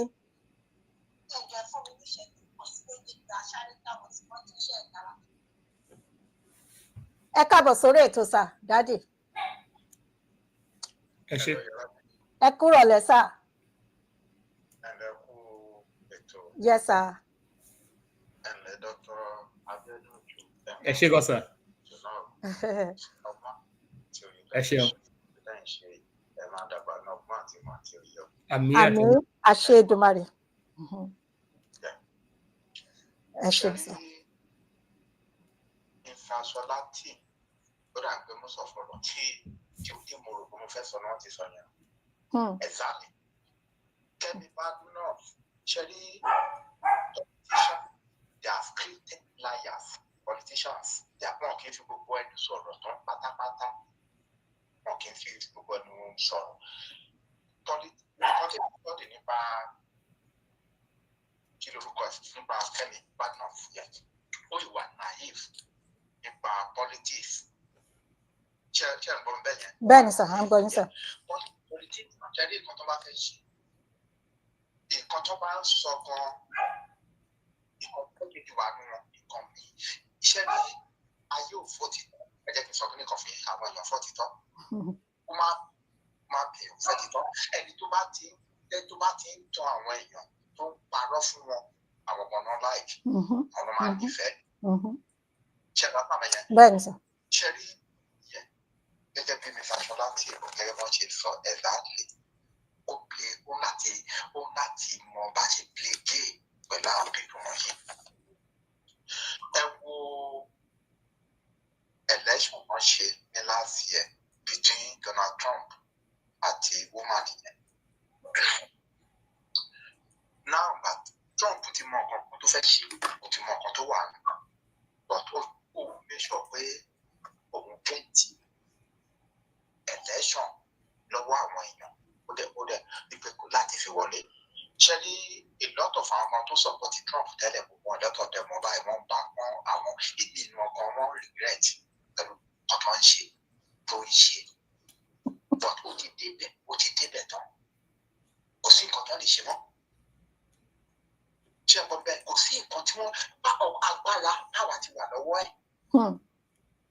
Àmọ̀yá àwọn tó support Trump báyìí ẹlòmíì kan wọ́n kúrò ní Amẹ́ríkà. Because wọ́n rí pé ó ń hurt a lot of people pẹ̀lú policy tó ń lò. Ṣé ọ̀dà fún àkórí àwọn tó yẹ kó support ẹ̀ tó jẹ́ funfun ni ó jẹ́ funfun. Tó jẹ́ funfun àtàwọn aláwọ̀ míì tó sọ pé wọ́n wà surprise. Wọ́n wá sórí social media wọ́n pariwo. But nǹkan tó ń fẹ́ ó ti tẹ̀ lọ́wọ́. Kò sí nǹkan tó ń ṣe. Irú ìfẹ́ ni KEMI BADENOC'S ló bá ti play. And gẹ́gẹ́ bí Mr. Ṣọlá tí wọ́n ṣe sọ lẹ́ẹ̀kan nípa ọ̀rọ̀ Nàìjíríà yẹn kó máa mẹ́nu kúrò lọ́rọ̀ Nàìjíríà for now because up till now ká má tọ́ra wa àwọn British ló contraction kọ Nàìjíríà àwọn ṣẹ́rí Alhaji Bọ́lá Ahmed Tinubu tó wà bẹ̀ yẹn ó kàn wá bẹ̀ yà fi figure head ni. Aṣíwájú lẹ sọ yẹn o. Figure head àwọn owó yìí. Alhaji Bọ́lá Ahmed Tinubu.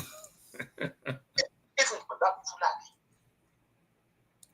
àwọn lórí tukọ̀ tí KEMI BADENOC'S tó bá ń sọ̀rọ̀ bẹ́ẹ̀ yẹn gẹ̀ẹ́sì ọ̀rọ̀ bíi negative gẹ̀ẹ́sì contraction kọ Nàìjíríà most of our people àwọn aláwọ̀ fún tó jẹ́ bíi ìwọ̀n ní láìkẹ́. Even within àwọn gẹ́gẹ́ bí Mr. Ṣọlá ti sọ lẹ́ẹ̀kan within àwọn tó jẹ́ èèyàn wa tó jẹ́ ọmọ káàárọ̀ oòjíire tó wà ní London tó wà ní England ibẹ̀ yẹn tó jẹ́ pé bó ṣe jẹ́ pé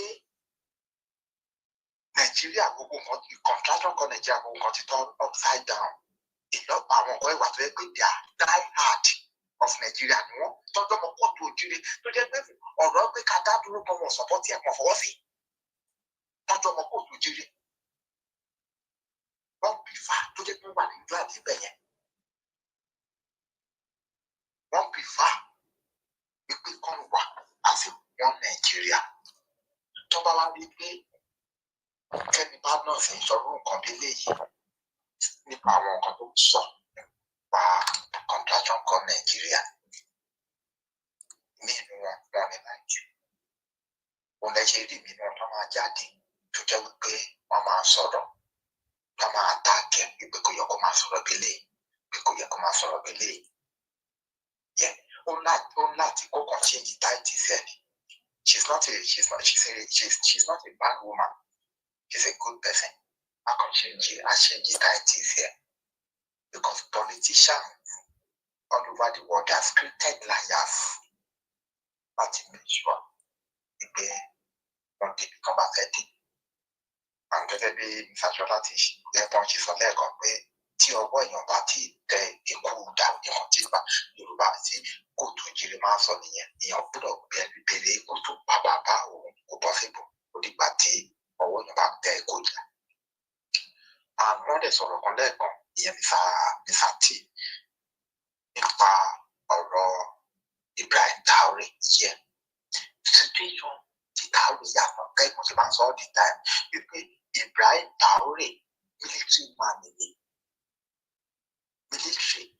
man ni according to nǹkan tí mo kà nípa ẹ̀ ó ti kọ́kọ́ lọ sí ó ti ní degree tán látàgbà tó ní degree dà pé zoology ló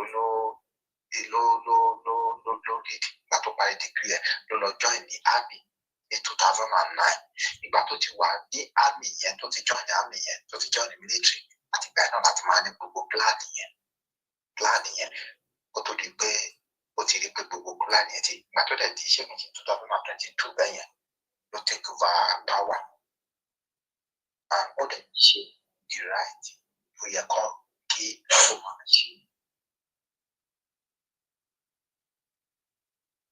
Ẹ wo ìgbà Túndé ìdí àwọn àti Buhari báyà ọ̀gájú ọkọ̀ Nàìjíríà ẹ wo world against discipline ọ̀gá lè wà everywhere wọ́n rántí ń gbà yẹn náà everywhere tí a bá lọ bí àyàn lọ sí post office èèyàn láti ràn kí n fi hàn ní sọtí fún èèyàn àdúró èèyàn dé bus stop èèyàn àdúró everywhere even kan pé bóyá èèyàn lè ta nǹkan ọ̀nì àwọn èèyàn ṣe téèyàn bá wá Áfíríkà lóòótọ́ democracy tó ń fún wa it's just a fake irọ́ ní pátápátá a ní di democracy a ní di ẹ̀ rárá ká má tọ́ra wa jẹ irọ́ lórí irọ́ ni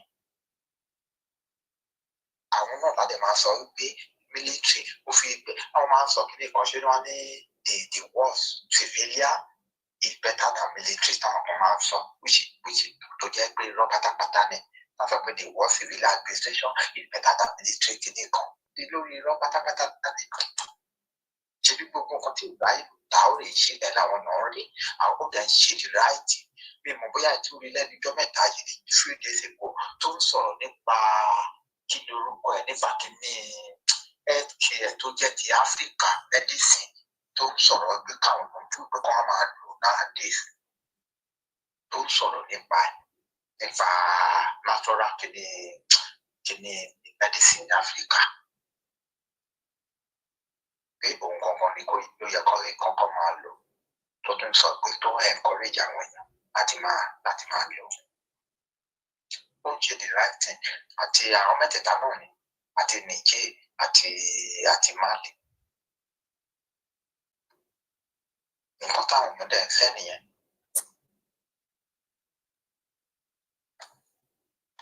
Tó jẹ́ pé ó múnú àwọn èèyàn ó múnú wọn ó ṣe àwọn àgbẹ̀ àwọn equipment tí wọ́n ní ó ń fún wọn construction work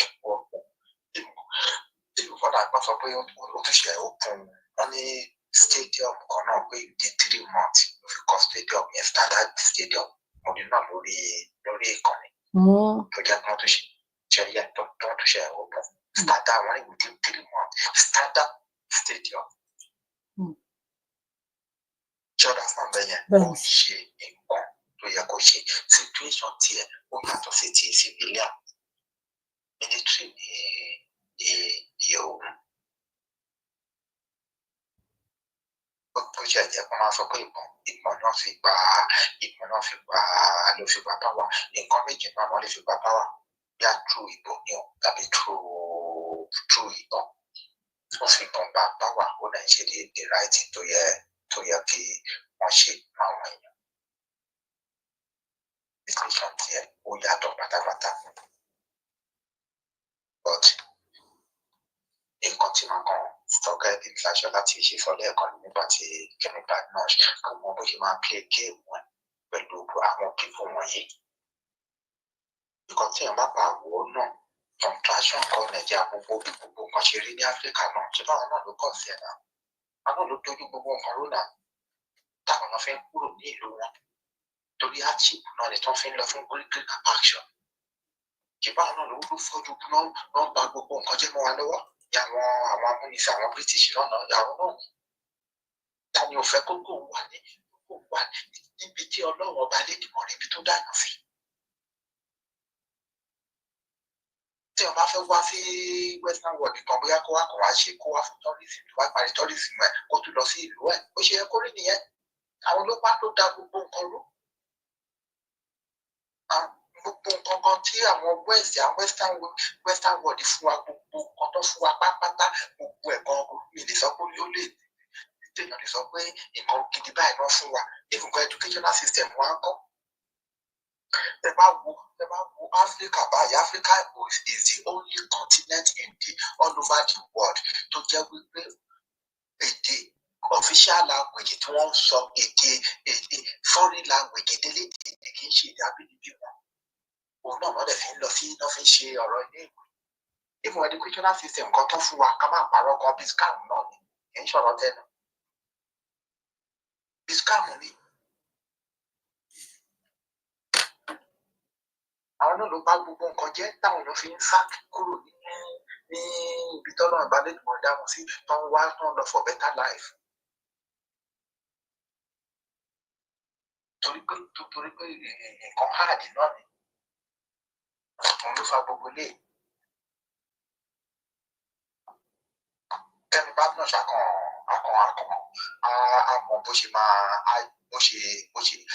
máa play game pẹ̀lú àwọn bí wọ́n yí ọgbọ́n ni gbogbo àwọn nǹkan tó bá fẹ́ máa sọ ó láti nǹkan tó bá ní sí máì kó wà ní máì jẹ́ nǹkan ní kó sọ síta nǹkan tó bá fẹ́ gbọ́ kó sọ fún wọn àwọn bí mo sọ fún àwọn politician ṣe ń ṣe nìyẹn.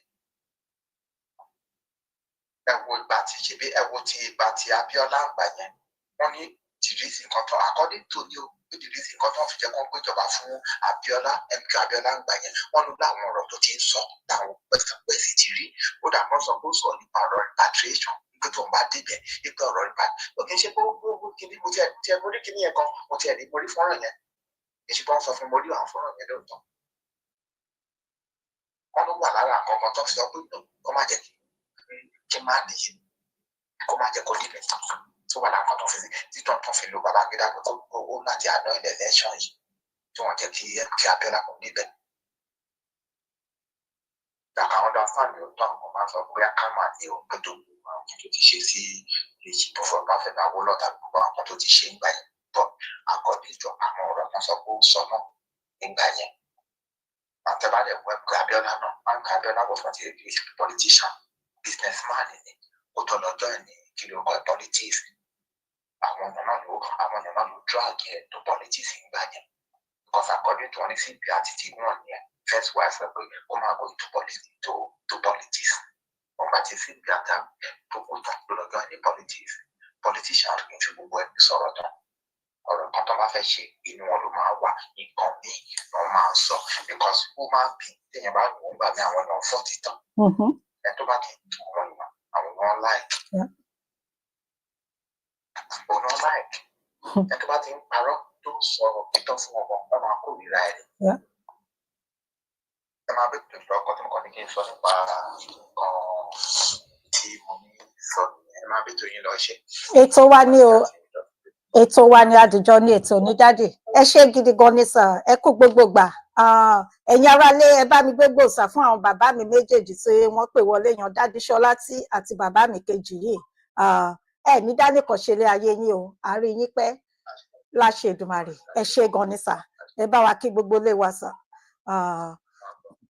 dádì mi bàbá ẹgbẹ́ ẹ jẹ́ fún mi ní ìṣẹ́jú méjì ẹ jẹ́ ká sáré kí àwọn tí wọ́n darapọ̀ mọ́ wa láti ẹ̀kan tá a ráyè kí mọ́mí Fúnkẹ́ Òkèlọ́lá JP yẹ ẹgbẹ́ ẹ̀kọ́ ọjọ́ mẹ́ta ẹ ṣé gan ni ẹ káàbọ̀ mo ti kí ìyá wa mọ́dún ní àdè ìyálòdì orí kan ni wa ẹ bá akíndádé àtàwọn ọmọ mi ẹ ṣé dádì Ṣọlá tí ẹ ṣé gan ni ẹ káàbọ̀ akínyìn o ẹ kú gbogbo gbàdádì ẹ ní dánìkan ṣe ilé ayé yín ta ló tún kù móríyàwó Táíwò Jọládé ẹ̀yin náà ẹ káàbọ̀ mọ́mì mi mọ́mì Títí Aláyọ̀ mọ́mì ẹ kú ọjọ́ mẹ́ta ẹ ṣeun gidi gan ni mo ti kí ìyàwó Adéníkẹ́ Adédèjì lẹ́ẹ̀kan sí gbogbo ẹ̀yin aráalé akínyínkínyín Big Daddy tíátíá Big Daddy gbogbo California káfàtà Big Daddy bàbá mi a máa sọ̀rọ̀ létà ẹ ṣé gan ni ẹ káàbọ̀ sórí ètò.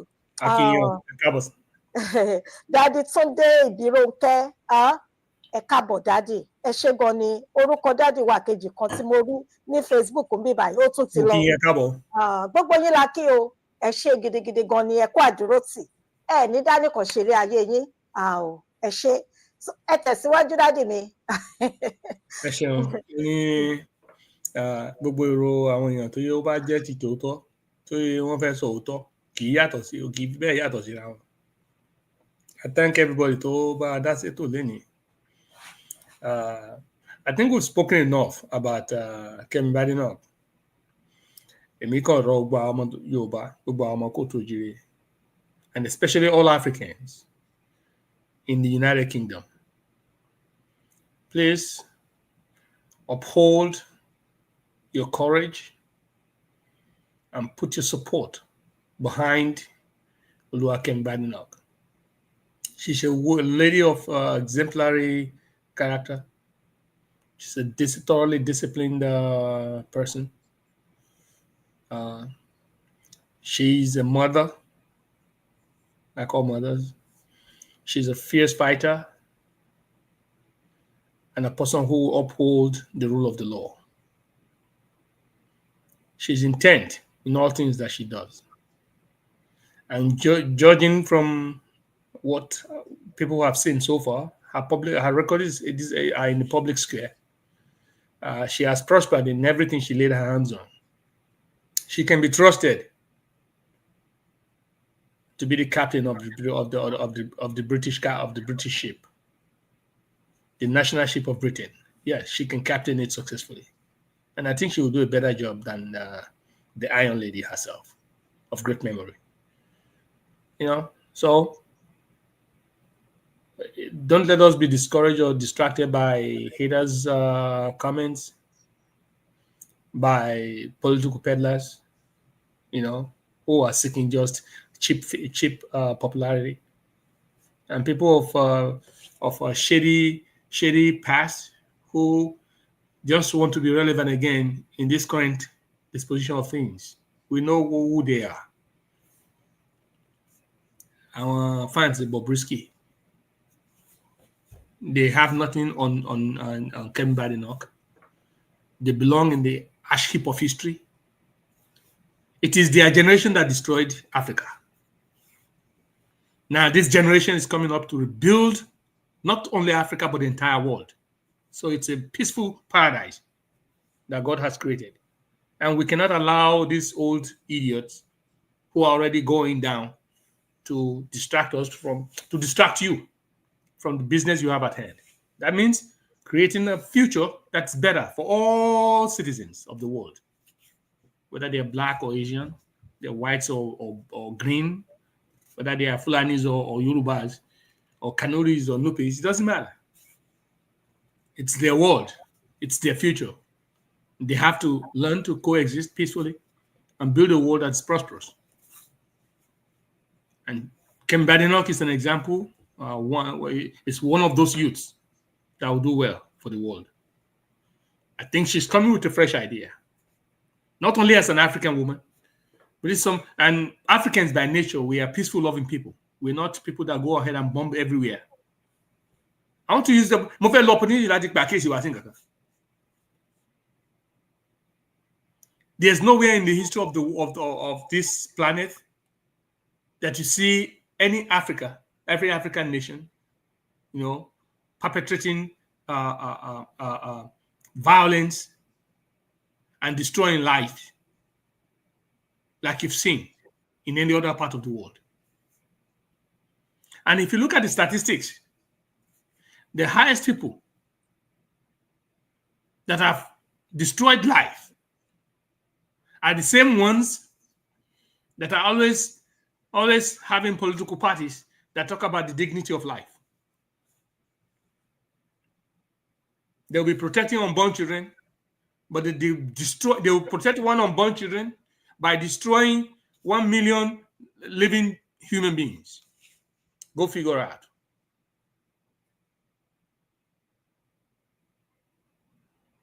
The same people that will tell you cannot don't do abortion, they talk about Christianity and their religious beliefs, about the sanctity of preserving lives, are the same ones that will issue bombs. They will vote for bombs to be dropped on thousands of people. Go and figure it out. These are the same people that will call Africans barbarians and backward, undeveloped, uncivilized people. These are the civilized world that do not believe in anything peaceful, but in using violence and death to achieve their aims and objectives. Go figure. That's why I say, KEMI BADENOC'S is a good mix, bringing fresh idea into how the world should actually be run and how human life should be preserved and how progress, and selfless sacrifice to governance should be displayed in the public arena. So give her your full support. Odo Otileyin, èmi mọ̀ yẹn dájú náà. Bá àwọn Yorùbá Otileyin lágbára Ọlọ́run àwọn ọmọ. Ìmọ́lẹ̀ Otileyin lágbára Elédùmarè ààyè. Àṣeyìn ni ó ṣe alákànkì ṣe tẹ ẹwọn ní àtàrí òní kọtì ẹkọ ní dìtẹ láàbọ̀ èèwọ̀ òrìṣà. Gbégun bá daṣọ borí pátápátá légún mọ́ ń daṣọ borí. Àbùtán báyìí nìgbìmọ̀ ní ìkàrà mọ́ ń bòdì ìgbà. Bẹ́ẹ̀ ni eléyìí ó mókè ìgbà tí yóò gùn já ni lágbára Ọlọ́run. You will hear her name. I know that for sure. A matter of time, it's not when. Wow, ẹ ṣeun gidigidi gan ni sà, ẹ ṣe àdúpẹ́ lọ́pọ̀lọpọ̀. Ọ̀rọ̀ rẹ o, ẹ̀yin aráalé, ní àkọ́kọ́ náà ẹ bá mi gbé gbòòsà fún gbogbo àwọn bàbá mi gbogbo tí wọ́n ti gbẹ́nu sí mic. Àwọn bàbá mi tán pè wọlé àti bàbá ẹgbẹ́ wa gbòòsà lẹ́ẹ̀méje, ó yá o, lẹ́ẹ̀méje, ẹ kú iṣẹ́ ọpọlọ yín kò ní dọ́bà. Mò ń bọ̀ wá, mi ò sì dé. Láti fi kápá ti ètò ti èní yìí nílẹ̀, àkọ́kọ́ ẹ wo arábìnrin tẹ̀yìn àti èmi dìjọ ń wò bí bàbá wa ṣe sọ. Mo really nífẹ̀ẹ́ gbogbo nǹkan tí mo ní, gbogbo ara pátápátá tọkàntọkàn tẹ̀mítẹ̀mí mo ń tẹ̀lé.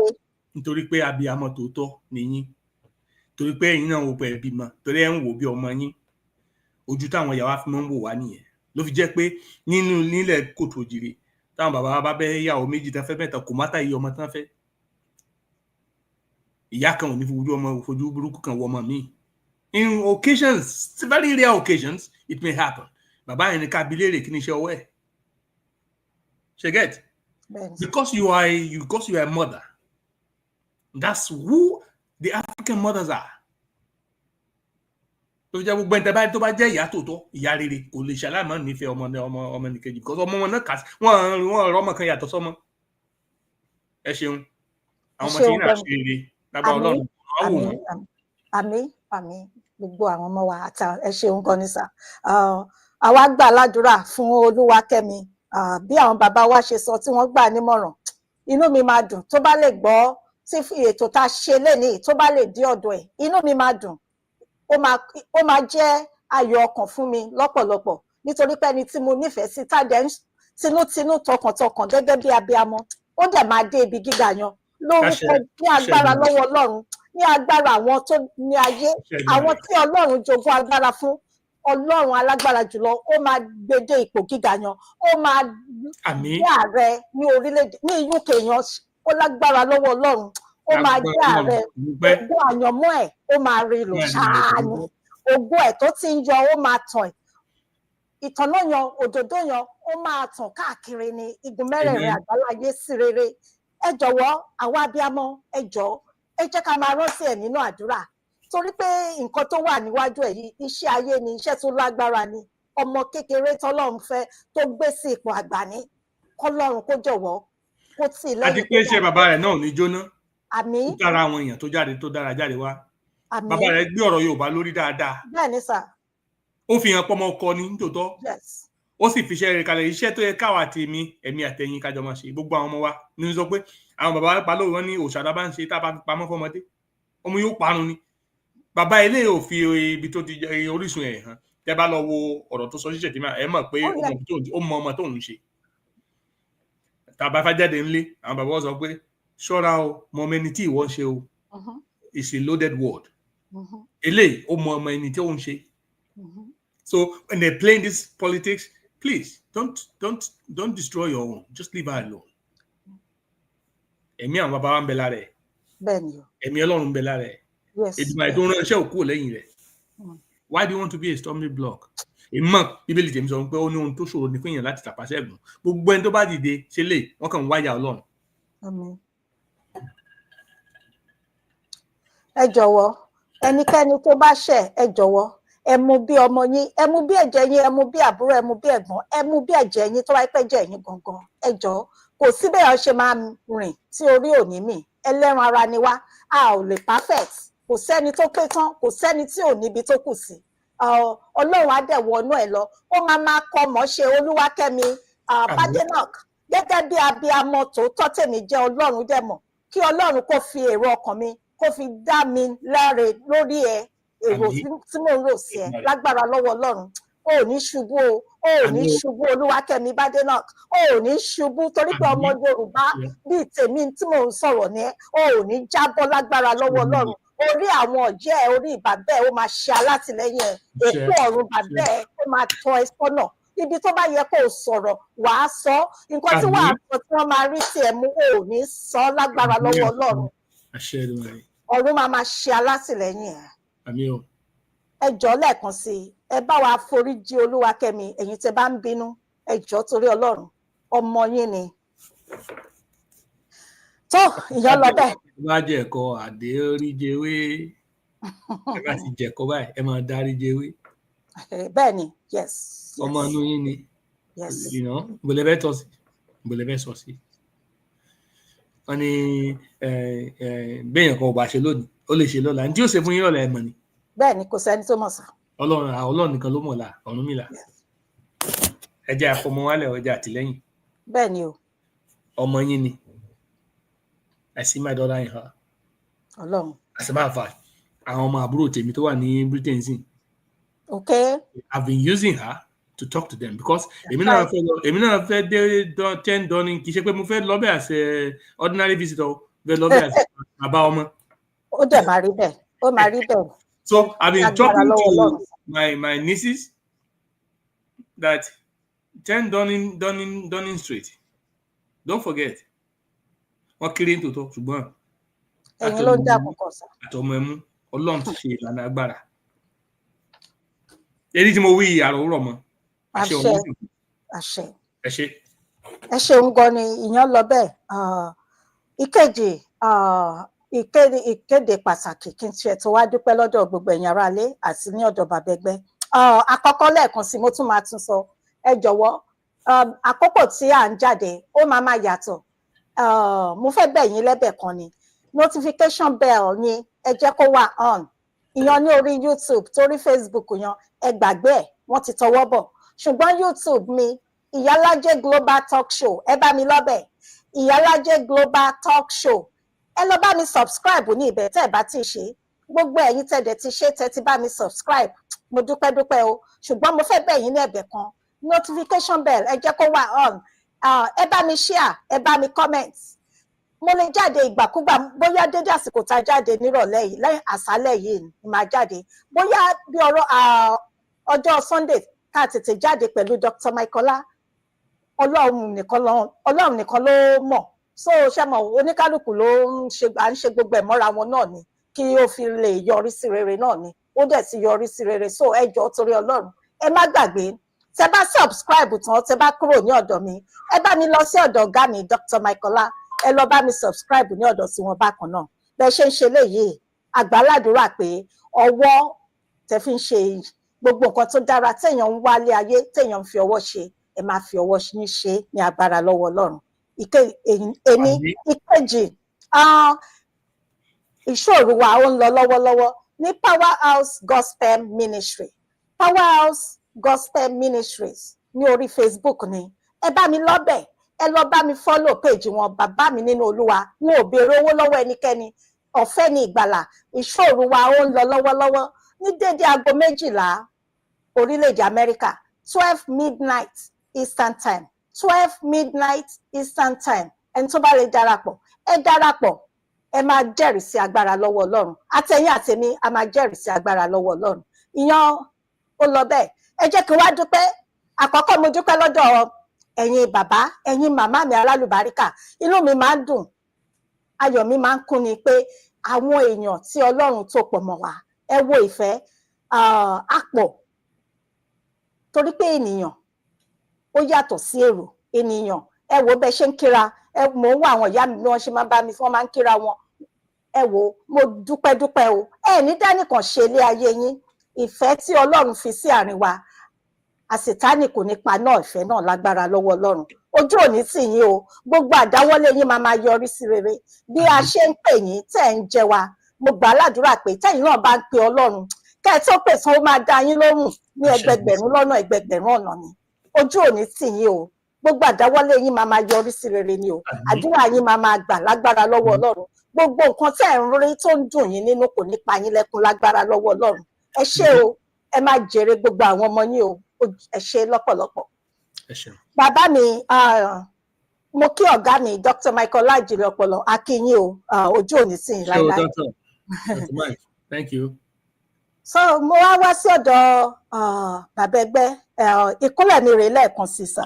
Ẹ dìde Alájẹ, ẹ ṣeun, ẹ kú àpọ́nlé, Ọlọ́run àpọ́nlé o. Àmín Jésù. Ẹ ṣé gidigidi gan ni. Mo dúpẹ́ o. Ẹ kú gbogbogbà, ẹ kú àtìlẹ́yìn, ẹ kú fọmọ ènìyàn ṣe. Ojú òní tì yín láíláí lágbára lọ́wọ́ Ọlọ́run. Ìbùkún ni fún ìjáde yín, ìbùkún ni fún ìwọlé yín. Àwọn ọmọ yín wọ́n máa yàn, wọ́n máa yanjú lójú ẹ̀mí yín dẹ̀ ni. Ẹni tó bá fi yín ré ọ̀run fi wọ́n ré. Ẹni tó bá súre fún yín ọ̀run súre fún wọn. Ẹ máa ṣe rere ni. Ẹni òkè ní yín ẹ̀ ní jábọ́ lágbára lọ́wọ́ Ọlọ́run. Ó ti mọ̀ ọ́ ṣe kò mọ̀ ṣe mọ́, ọ̀run ò ní kàn díẹ̀ sí yín. Gbogbo nǹkan tẹ̀ ń ṣe ẹ̀ ní fi kankan náà àwọn ọmọ yín ṣe. Ẹ̀ ní fi aya ṣe, a ò dẹ̀ ní wẹ̀yìn náà sí. Ọfà ayé, tàkútí ayé kò ní mú yín o lágbára lọ́wọ́ Ọlọ́run. Ẹ ṣé gidigidi gan ni o. Iṣẹ́ yín kò ní di iṣẹ́ oníṣẹ́ o lágbára lọ́wọ́ Ọlọ́run. Àjọláwà a máa kórè òkò délé o lágbára lọ́wọ́ Ọlọ́run. Ẹ̀ṣẹ̀ yín àti gbogbo àwọn tó wà nídàálẹ̀ pátápátá lápapọ̀, ẹ̀ṣẹ̀ ara wa la fi rìn wá. Wọn ò ní fi òkú ẹnikẹ́ni ránṣẹ́ padà sílé o. Ẹ ṣé gidigidi gan ni. Lẹ́ẹ̀kan tí ẹ̀gbọ́n mi àtàtà àti di ọmọ ìyá àti di ẹbí títí Jésù máa fi dé. Ẹ ṣé gidi gan o. Ìkúnlẹ̀ mi rèé lẹ́ẹ̀kan sí. Mo dúpẹ́. Ẹ ṣé gan sí. Lágbára Ọlọ́run bẹ́ẹ̀ ṣe wí yẹn náà láàárọ̀ ó rọ̀ mọ́. Gbogbo àdúrà àti ìrètẹ́ ewu Ọlọ́run lè máa àfàṣẹ lè. Àmín Jésù. Ṣe rí pé ìjọṣepọ̀ ayé bí èèyàn bá ṣàlóògùn kò lè jẹ́ pé láti Ọlọ́run mọ̀ kò lè jẹ́. Má ṣe léèdì, má ṣe lẹ́fún kò lè jẹ́. Ọlọ́run mọ̀ bẹ́ẹ̀. Kò lè sí nǹkan méjì kì í ṣe nítorí pé agbára kan agbójúlé nǹkan kan torí pé òtítọ́ wọn kì í jara wọn níyàn. Ìmọ́lẹ̀ wọn kì í kọ wọn ara wọn. So ìyẹn ń ṣe pé yẹn ṣe ń ṣe pé àbúṣe ń lọ àfọ̀ṣẹ àbúṣe ń gbàdúrà kan lé lórí. That's how it's gonna be. Ní agbára Ọlọ́run kì í ṣe ní agbára ènìyàn. Nítòótọ́ ni èèyàn kì í rìn kórí mọ́mì ṣùgbọ́n ṣe mi ń bí ọlọ́gùn ọ̀rẹ́ Ọlọ́run dẹ̀ mọ̀ pé there's open communication between us. Ọlọ́run ní jẹ́ ká ṣìwí agbára Ọlọ́run a ò ní ṣiṣẹ́. Ẹ̀fún yóò ní mú wa ìdí ayé ò ní dìwà. Àmín àwọn ọmọ ogun. Ẹ ṣé mo dúpẹ́ fún iṣẹ́ tẹ̀ ń ṣe. Àwọn ọ̀rọ̀ kan wà tí mo tiẹ̀ ti kọ́ fẹ́ sọ lórí ìbọ̀dọ̀gbà tí adémọ́tò wá sópin àsọdíjọ́ mi náà ni ṣùgbọ́n màá yán fẹ́rẹ́ díẹ̀ náà. Ẹ take time yín sá ẹ take time yín. A lè mọ ibi tá a ti continue ọjọ́ mi. Okay sir. Mo ṣe rí èmi àti ìyá Olúmídé à ń sọ̀rọ̀ ní bóyá bíi about a month ago. Ẹ mọ̀ ó ń fi mí ṣe yẹ̀yẹ́ Yorùbá nation gbogbo mo ṣe máa ń tí mo fẹ́ bá ọgbó lẹ́jà tó ń torí torí Yorùbá ni jẹ́ pé bí ẹ mọ̀ pé kò tán dín or something like that. Nǹkan wà ṣàlàyé ẹ wá ní pé ó ní ṣòfẹ́ bá mi bet pé Sunday Igboho ó yìí máa ṣiṣẹ́ fún Tinubu. Ó ní ṣé mo lè bá òun bet pé Sunday Igboho ó yìí máa ṣiṣẹ́ pẹ̀lú àwọn Nigerian politicians. Mo ní irọ́ ni, mo ní kò possible, mo ní because he has come too far. Kí ló jẹ́ kí n fẹ́ sọ̀rọ̀ yìí? Ṣe rí àwọn kankan ṣẹlẹ̀ sí táwọn èèyàn lè fẹ́ misconstrue. Èmi dẹ̀ ti rí mo ti rí ibi tó ń lọ.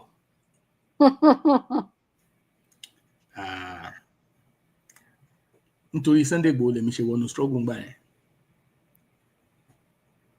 And the man sacrificed a lot. According to what I understand. Ọlọ́run dẹ̀ rí mi pé nítorí ẹ̀. Because the only reason why I got into Yoruba Nation movement was because of Chief Sunday Igboho and the way the Nigerian government assaulted him. And my core belief went to do Yoruba Kodadu in Nigeria because I know we are already entrapped. But I was not looking at the larger African picture. I was just looking at the British crimes in Nigeria from independence, way before even independence, from an amalgamation. So I was thinking we can just resolve that situation alone on its own. I was not thinking that Africa can actually be liberated from the fangs of these imperial powers. So him standing up, and against the powers in Nigeria actually encouraged me, but you can't leave this man alone. It cannot be only one voice. All of us have to be in the struggle if we believed it. And we did. Bí Ọlọ́run ti bẹ̀tẹ̀ mi mo mọ̀ pé tí gbogbo tí mo ní ni mo fi wà nínú struggle yẹn. All commitment. So pàtàkì sọ̀rọ̀ lẹ́jọ́ mẹ́ta ẹ̀ tó wá sọ pé ṣé kò tán báyìí nísìn gbogbo ní ẹ mọ̀. Gbogbo lára kókó fẹ́fẹ́. Ó wá sọ nǹkan kan jọ yẹn a máa wò pé mò ń sọ̀rọ̀ lórí kíní bẹ́ẹ̀ sókè. Ẹni kan má bínú ẹ bá mi bẹ̀ mọ́ mi kan má bínú. Ṣé kò bá òun bẹ̀ tiẹ̀ pé Sunday Igboho sì máa bá àwọn Tinubu ṣiṣẹ́ pé kí n kọ́lẹ̀ mo ní láyé kò lè nǹkan tí àlá tí ò lè ṣe ṣe ni. Mo ní he has come too far to go back to that. He has sacrificed too much to go back to that. Ó ní ibẹ̀ ni kò jókòó sí. Ó ní ẹ̀yin tó pé ojú kan lẹ́ máa ń lọ gbogbo àwọn tó ń lò yín fún àwọn tó ń ṣe wọ́n máa ń tán fẹ́ ṣe fún àwọn nǹkan kan bẹ́ẹ̀. So if you now come back to what's happening today, especially when you look at the failed mega rally in Nigeria, the 39, àsìkò ìkí bringing Baba Akintoye. Ṣẹ́rí ọlọ́mọdé kéèyàn ti ṣiṣẹ́ kó ti build orúkọ to a point kó wá dé tail end káwọn wá destroy ẹ̀. Ṣùgbọ́n olóòótọ́ kan ò ní kú sípò ká. Orúkọ tó dáa tó bá yẹ kó dáa títí tó jalè kò ní rí ìdìbàjẹ́ o. Mo mọ̀ pé tí Baba Akintoye bá ń ṣe lóòótọ́ àti lódodo Ọlọ́run yóò wá ọ̀nà tí orúkọ yẹn ò fi ní bàjẹ́. Ṣùgbọ́n ẹni tó bá ń ṣe olóòótọ́ kí má ṣe olóòótọ́ ń ṣo. Ẹni tó máa ń ṣe ẹlẹ́gbìn kó má ṣe ẹlẹ́gbìn ń ṣo. Àti ẹni tó bá ń ṣe mímọ́ kí má ṣe mímọ́ ń ṣo. Àti ẹni tó bá ń ṣe olódodo kí má ṣe olódodo ń ṣo. Ìwé mímọ́ sọ pé kíyèsí èmi ń bọ̀ kankan yóò san fólúkúlùkù ni gẹ́gẹ́ bí ìṣọwọ́ ẹ̀ ṣe rí. Oògùn kọ́ agbára kankan kọ́ mo gbọ́n kan sí torí pé ẹni tó sọ ọ̀rọ̀ yìí òun ló dá ayé àti ọ̀run. Òun náà ló sọ pé kí ìmọ́lẹ̀ wà ìmọ́lẹ̀ sì wà tó bá rí bẹ́ẹ̀ àṣẹ ló fi ń sọ̀rọ̀ kò dábàá. So if a name is going to be good, Ọlọ́run ó jẹ́ kó orúkọ yẹn dá dọjọ́ alẹ́.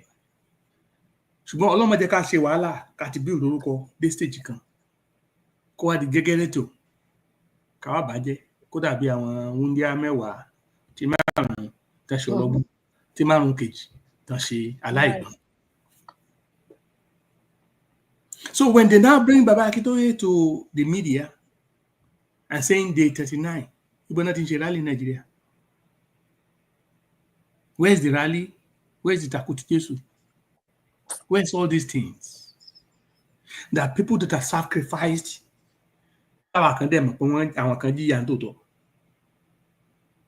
And they're listening to, I don't know, because they're not stupid. Again, I'm repeating myself, these people are not stupid, but they're allowing themselves to be used by these gluttons, some gluttons around them. I don't know what for. I don't know. I don't know. For them to be changing and twisting their minds in a way and making ridicule. You know, you're bringing Babakitoye to a public arena, a public square, to be saying on day 39 of the so-called rally that was supposed to happen since May, started happening in June. Nobody knows nothing is going on. Now we're in July, get to August, and the politicians are getting ready for elections. And then you're saying our country is still coming. With nothing changing, you know, we're not seeing nothing movement, nothing happening. And we're seeing what's happening in Burkina Faso. We're seeing all this. A new sports stadium, one of the best in the world. I'm sure America cannot wait to go and bomb all those. They want to bomb that place up into ashes because they don't want an African child to live a comparable life to their own children. That's the fact. France is looking for opportunities to go and start throwing bombs in Burkina Faso because they don't want to see us living with water and electricity, going to schools, to be able to compete with their own children in the world. But God is God. It is happening in Burkina Faso. And look at Nigeria. So instead of we following one, people continue to talk about day 39. We're not doing anything different. We're not doing anything different. But we'll continue to ask for people to, for whatever, put resources into an unending, no end in sight, false propaganda. So when you now look at what happened now, recently, they're not talking about that rally much, as now they're talking about going to visit the Alafin, going to visit the Obas and all that. Sir. Okay, sir.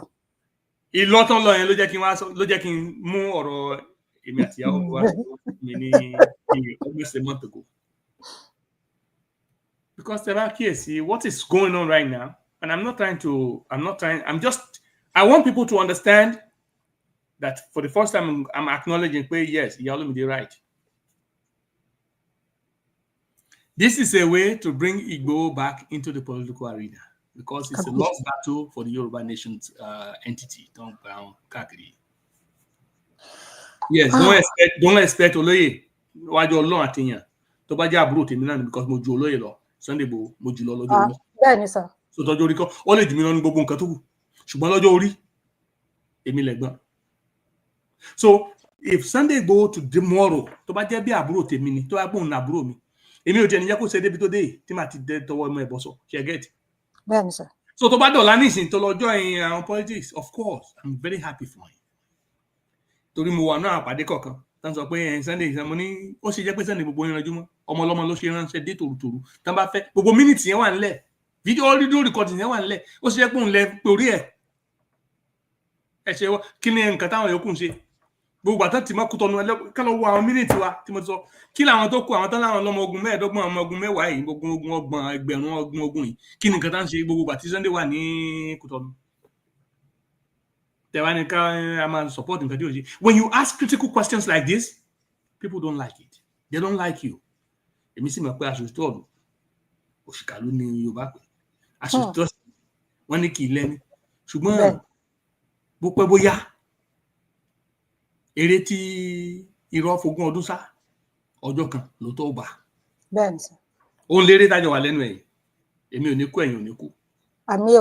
Ṣùgbọ́n for the first time I respect what Iyalomide said to me. Because if you look at the rally, the visit today to these palaces and all that, it's a grand walk for the next political dispensation and the possibility of bringing him into government, maybe as a head of the local security apparatus or something going on. It's an indirect way of coming back into government. Tinubu the president anyway. Because I'm a British, they don't trust the Yorubas for anything. So it has to be because of whether they political, financial ability that is sponsor uprising against the entire Nigerian country. Already that in lose grounds, you understand? So they don't want to risk Nigeria at the same time.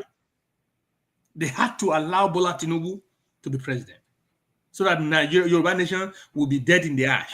And he agreed with them. Bola Ahmed Tinubu agreed with them. So I'm not surprised now if they're trying to bring him back, because I think the British people and the French are already tired with him, especially because he couldn't perform, he couldn't do what they wanted ECOWAS to do against the Sahel countries. That's why he had to be removed from the ECOWAS chairmanship and gave it to another president. Don't more aggression against the Sahel countries. So I'm not going to be surprised if they're trying to use the Yoruba Nation movement again and trying to bring Sunday into the fold so that they will threaten the West again, that you better let us go a second term. I'm not saying that authoritatively that this was happening, but I know for sure that what happened today is a groundwork for Sunday Igboho to go back into politics. And if it's my brother, I will tell him yes, go ahead. Oh, just. And especially because I know the Yoruba nation is a ruse right now. The only way we can survive, is for the entire African continent to be free from these imperial powers, because they're already starting to fund the African Union. It's not the Organization of African Unity. You understand? Our Europeans, you want change, want dismantle the Organization of African Unity. Former leaders, they put African Union in place that will be puppets, that will only create puppets for the Western world. And this is what Ibrahim Traore is talking about. That we cannot, and then ECOWAS, they say it's an handiwork of the French government, is the French puppet. So now they're using AU to try and prop up ECOWAS so they can destroy the Sahel countries. I think our people should pay attention. We should be very careful of what's going on. Until we free Africa, we cannot talk of Yoruba nation in Nigeria. It's not like I'm against your. It's not like I'm against having our own court. That's not the point. That's not what I'm saying. What I'm saying is we cannot continue. We cannot even have a Yoruba nation inside Nigeria right now until we can survive. Because look at billions being funded to terrorists to destroy our land. Where are we going to get the funding? Nobody's going to recognize us. And then some people are coming up with false, foolish excuses every time. They come with one plan after another, all to Ghana money, or to like also a diplomatic passport. They say Yoruba nation passport. But when to bank borrow, so many of us want to hear. And these politicians knows that we want to hear what we want to hear. We don't listen to when they talk. By passport. But these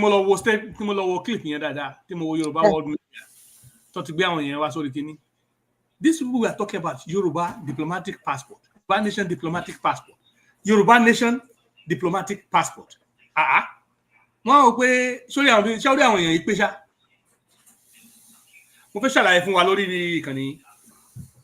Daddy, ẹjọ ẹni sọ̀rọ̀ sá ẹ̀yin aráalé ẹ má bínú èmi ni mo ṣe mistake kò jí tí yẹ ká lọ ẹ jẹ́ ká farabalẹ̀ láti gbọ́ ọ̀rọ̀ yìí ẹ má bá wa pín ètò yìí bẹ́ẹ̀ ṣe ń darapọ̀ mọ́ wa dádì mi Lọlá Ọlásùnkànmí bàbá ọwọ́ méjì fèèyàn kan o ẹ káàbọ̀ sá so ẹ tẹ̀síwájú sá. Yeah, Shari, when they say they're launching Yoruba Nation diplomatic passport, mo tún listen sí kíní ẹ dáadáa only diplomatic passport. They're not talking about Yoruba Nation passport. They said Yoruba Nation diplomatic passport. But I made a mistake. I really want somebody else to clarify with me. But I'm going to mistake, sir. Because when you tell me you're putting out a diplomatic passport, what is a diplomatic passport? That's not a nation passport. Yes, it belongs to a sovereign nation, but it's the property of that nation. It's even any national passport is the passport of that nation. Do you understand? Yes. The most important question of who is the Secretary of State? What's the Department of State? Let's assume there's a Yoruba nation. Who is the Secretary of State of that Department of State? That's issuing, passports to citizens. Because a passport is not the property of any individual. It's the property of the government, of the country. Right? Now, yes. When you talk about diplomatic passport, it is saying that you are not just the citizen of that country, but you are a diplomat or a government representative. Or, in other words, you're the government of that sovereign nation. Do you understand? Yes. So, I want Yoruba Nation and diplomatic passport. They use the word Yoruba Nation diplomatic passport so that nobody can sue them. Because they just lied to everybody, saying we're giving you a diplomatic passport when there's no sovereign nation. Which court is going to hear that argument? Because the embassy only see Timoloba passport here. Timwani Molo embassy can what deny me when one recognize passport. Timafé sue I want to issue passport in out. Once of them pay I want for any national passport. They gave you a diplomatic passport. Because a Yoruba nation movement could be, they can say, well, we're considering ourselves because we are agitating for our nation, and that when we have our nation, it is a passport we intend to give for our diplomats. It's nothing, the argument is going to be way out of order. A diplomatic passport, I'm going to explain. Nigerian government official. If I'm sent to another country on behalf of Nigeria, I have to travel with the Nigerian diplomatic passport, not a Nigerian citizen passport, because I'm representing what? Nigeria on a foreign government official business. That means if Timba need diplomatic passport, if I'm driving in the street or in the street of New York, Timba ja traffic light, pull me over, drunk. They still cannot arrest me because even though I've committed the crimes, I have a diplomatic passport, and therefore the diplomatic immunity applies to that person. The worst America can do is to say, we need your diplomat out of the country within 24 hours or within 17 hours. And then Nigeria will send a plane or they'll book a ticket for me and get me out of the country. But they will not be able to arrest me. They cannot arrest me. The crime can be there. They cannot arrest me. Because I'm what? Nigeria. I'm Nigeria, a sovereign nation. And so I'm enjoying that immunity. So it is not Moses ABIODUN that have committed the crime. It is the country called Nigeria, recognized, sovereign nation recognized, that has committed that crime. So I'll talk about diplomatic passport. Are they the government officials of Yoruba Nation? Is there a sovereign nation called Yoruba Nation right now? The people that did all these things, they're criminally minded. They understand the legal implications of what they're doing, and they look for loopholes to defraud the innocent people. So, do we build a country on fraud? Do we entrust the movement into the hands of fraudulent criminals? These are the things that some people don't like to listen to. When I ask questions like this in meetings, these are the things that some people don't like. They don't want you to say anything because it is beneficial to them. If 1,000 people take that diplomatic passport, plus it is being generated by some people, the interest is not going to the coffers of the country. There's no country. It's not. There's no Yoruba nation country, no nation that's called Yoruba nation right now.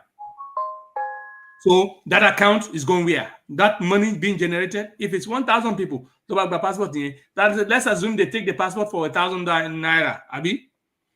So 1,000 by 1,000, that's a million. And I know there's a lot of people that was going to 1,000. I was going to 25,000 30,000 naira. They will have raised billions for themselves. This is what I'm saying. Why are Yorubas being wicked to ourselves? Why are we not being honest? Cherry, lebu lónìí. Yóò jẹ́ lọ́la o, yóò kéré lọ́la o.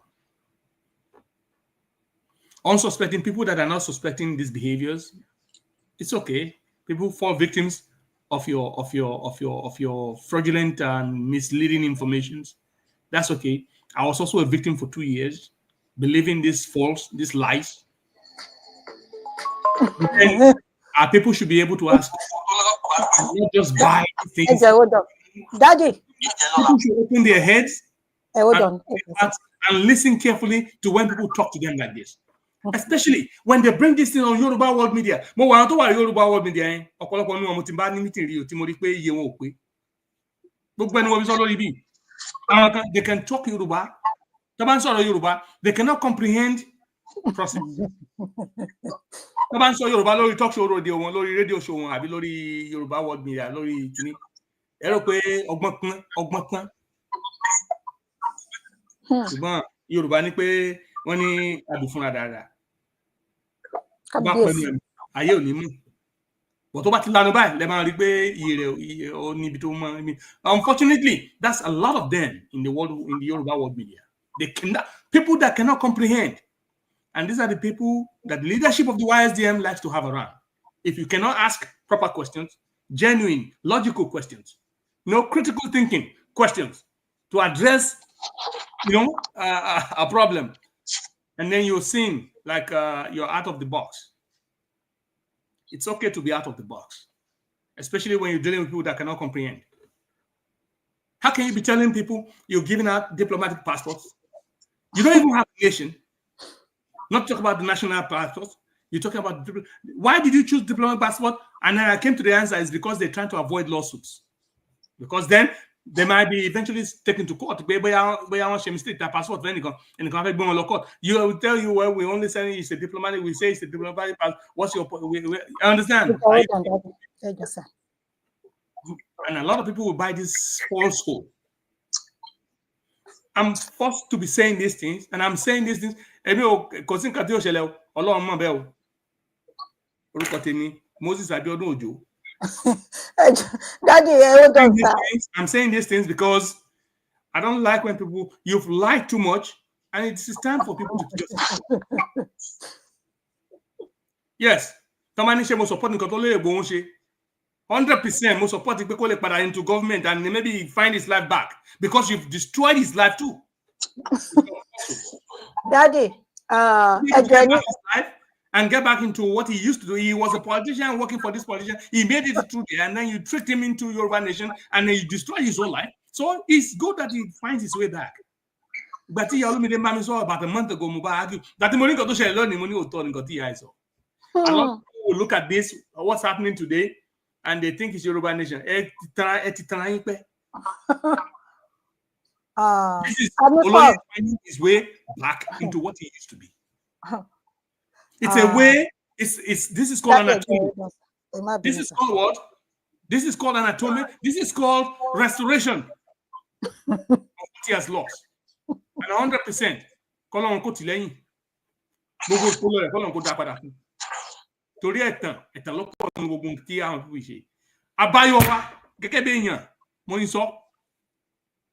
Is for Africa to be free. In a free Africa, will be a free Nigeria. And from a free Nigeria is where we can get a free Yoruba nation.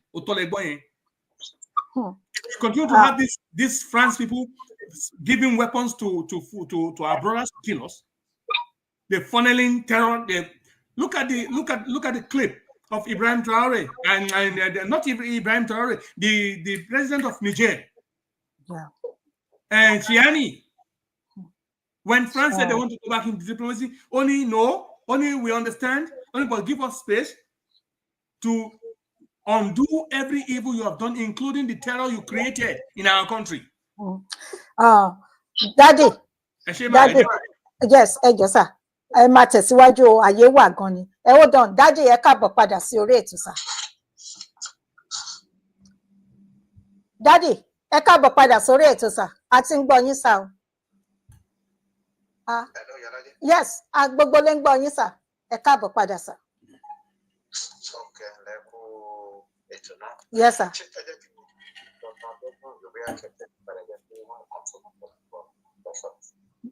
No, ẹ gbọ́, Daddy, wọ́n ní ṣé ẹ fẹ́ continue àbí káwọn tẹ̀síwájú sà. No, mo ti dọ́gbọ́n hint àwọn kan tí mo rò pé bóyá kí nǹkan bẹ lórí díẹ̀. Then I'll create a program for next time because àwọn èèyàn wa wọ́n ti tún lọ lo olóyè lọ visit àwọn báyìí láti sọ pé Yorùbá nation ń tẹ̀síwájú ẹ máa tara yín jẹ o. Èmi ò ń pa tara mi jẹ o. What is happening is Igbo is finding his way back. He's been invited. He's been called into order. They tend to use him now for the second term. And he will be stupid.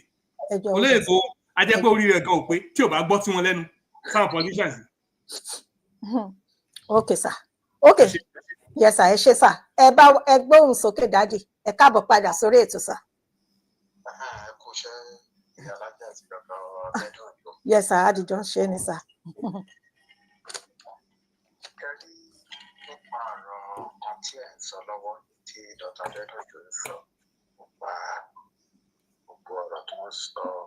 Daddy, ẹjọ́ ohùn yín ò lọ sókè dáadáa sà. Ohùn yín ò lọ sókè dáadáa sà. Bẹ́ẹ̀ ni sà. Nípa tí ọ̀rọ̀ tí wọ́n sọ nípa ti passport àti bí Sunday Igboho tó lọ sí ọ̀dọ̀ tó lọ sí Palace ní Aláàfin Afọ́jọ́. Mo rí èmi náà rí kíni fọ́nrán yẹn náà ọdún fọ́nrán ṣe rí nípa ti passport yẹn anybody tó bá sọ pé bóyá òun lọ ń gba passport nípa bóyá wọ́n sọ pé Yorùbá nation diplomatic passport àfi èèyàn anyway àwọn oníkálukú oríṣiríṣi ló wà some people àwọn ọmọ mi wọ́n wà gullible àwọn ọmọ mi máa rọ́ọ̀lù wọ́n máa lọ bá èmi àfi bẹ́ẹ̀ sìn ṣàdásánmọ èmi rí gbogbo kìíní wọ̀nyí àti ṣáìtì play nínú kan ọ̀rọ̀ Yorùbá nation jẹ́ kí n sọ pé nǹkan fún mi kì í ṣe nílé mi iṣẹ́ rí ó ṣe díẹ̀ tí mo ti rí àti ṣáìtì play tí mo ti rí gbogbo nǹkan tó ti ń lọ èmi jẹ́ ìyọ̀kan tó pé tí máa ń wo nǹkan dáadáa máa ṣe nǹkan pẹ̀lú emotion mi dẹ̀ tí máa ń ṣe nǹkan pẹ̀lú sentiment èmi máa ń wo gbogbo nǹkan dáadáa ìgbà tí Yorùbá nation gbóná tó gbóná yáyáyáyá tó jẹ́ pé wọ́n ti lọ gbogbo ọ̀rọ̀ bóyá wọ́n lọ bọ́ sí ilé Sunday Igboho kíni kan tàbí kíni ìgbà tí mo ti rí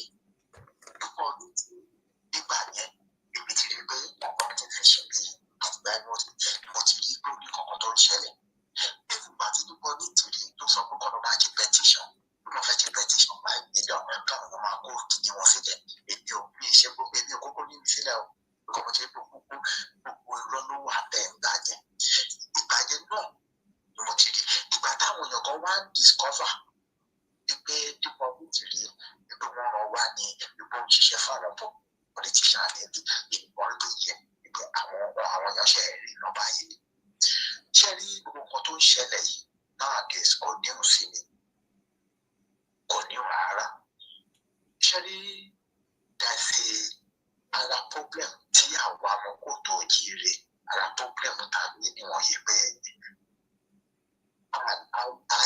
àláìkè òtítọ́ àfẹ́ràn ìlọ́kàn mi àfẹ́ràn ẹ̀tọ́ ẹni tó bá dẹ̀ ti sọ òtítọ́ làwọn èèyàn máa hate ọ̀bẹ ṣé ní gbogbo nǹkan tó play out now ẹ má gbàgbé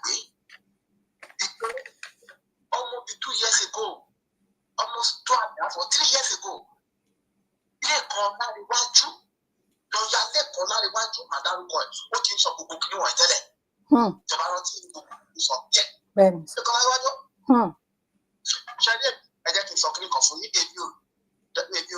èmi fọwọ́ sí right from time ti fọwọ́ sí pé the only way for Yorùbá ni pé kí Yorùbá tó dá dúró pé because contraction called Nigeria is not kì í ṣe ìlú is a contraction ni pé the only way for Yorùbá people kò tó jẹ́rìí people ni pé wọ́n dá dúró pé anything after that kò sí nǹkan kan mímọ́ èmi ò dẹ̀ ìgbà tí èmi support Yorùbá nation èmi ò ṣe Yorùbá nation torí anybody mi ìjọ ìní Yorùbá nation torí bóyá Sunday Igboho tàbí torí bàbá Akíntóyè náà ló mi support èmi fẹ́ kí àwọn ọmọkùnrin tó jèrè kádàdúró òun lè ní fi support ìgbà tí èmi dẹ̀ bá wọn tí mo support Yorùbá nation èmi fi ọpọlọ rí mi èmi fi bí ṣe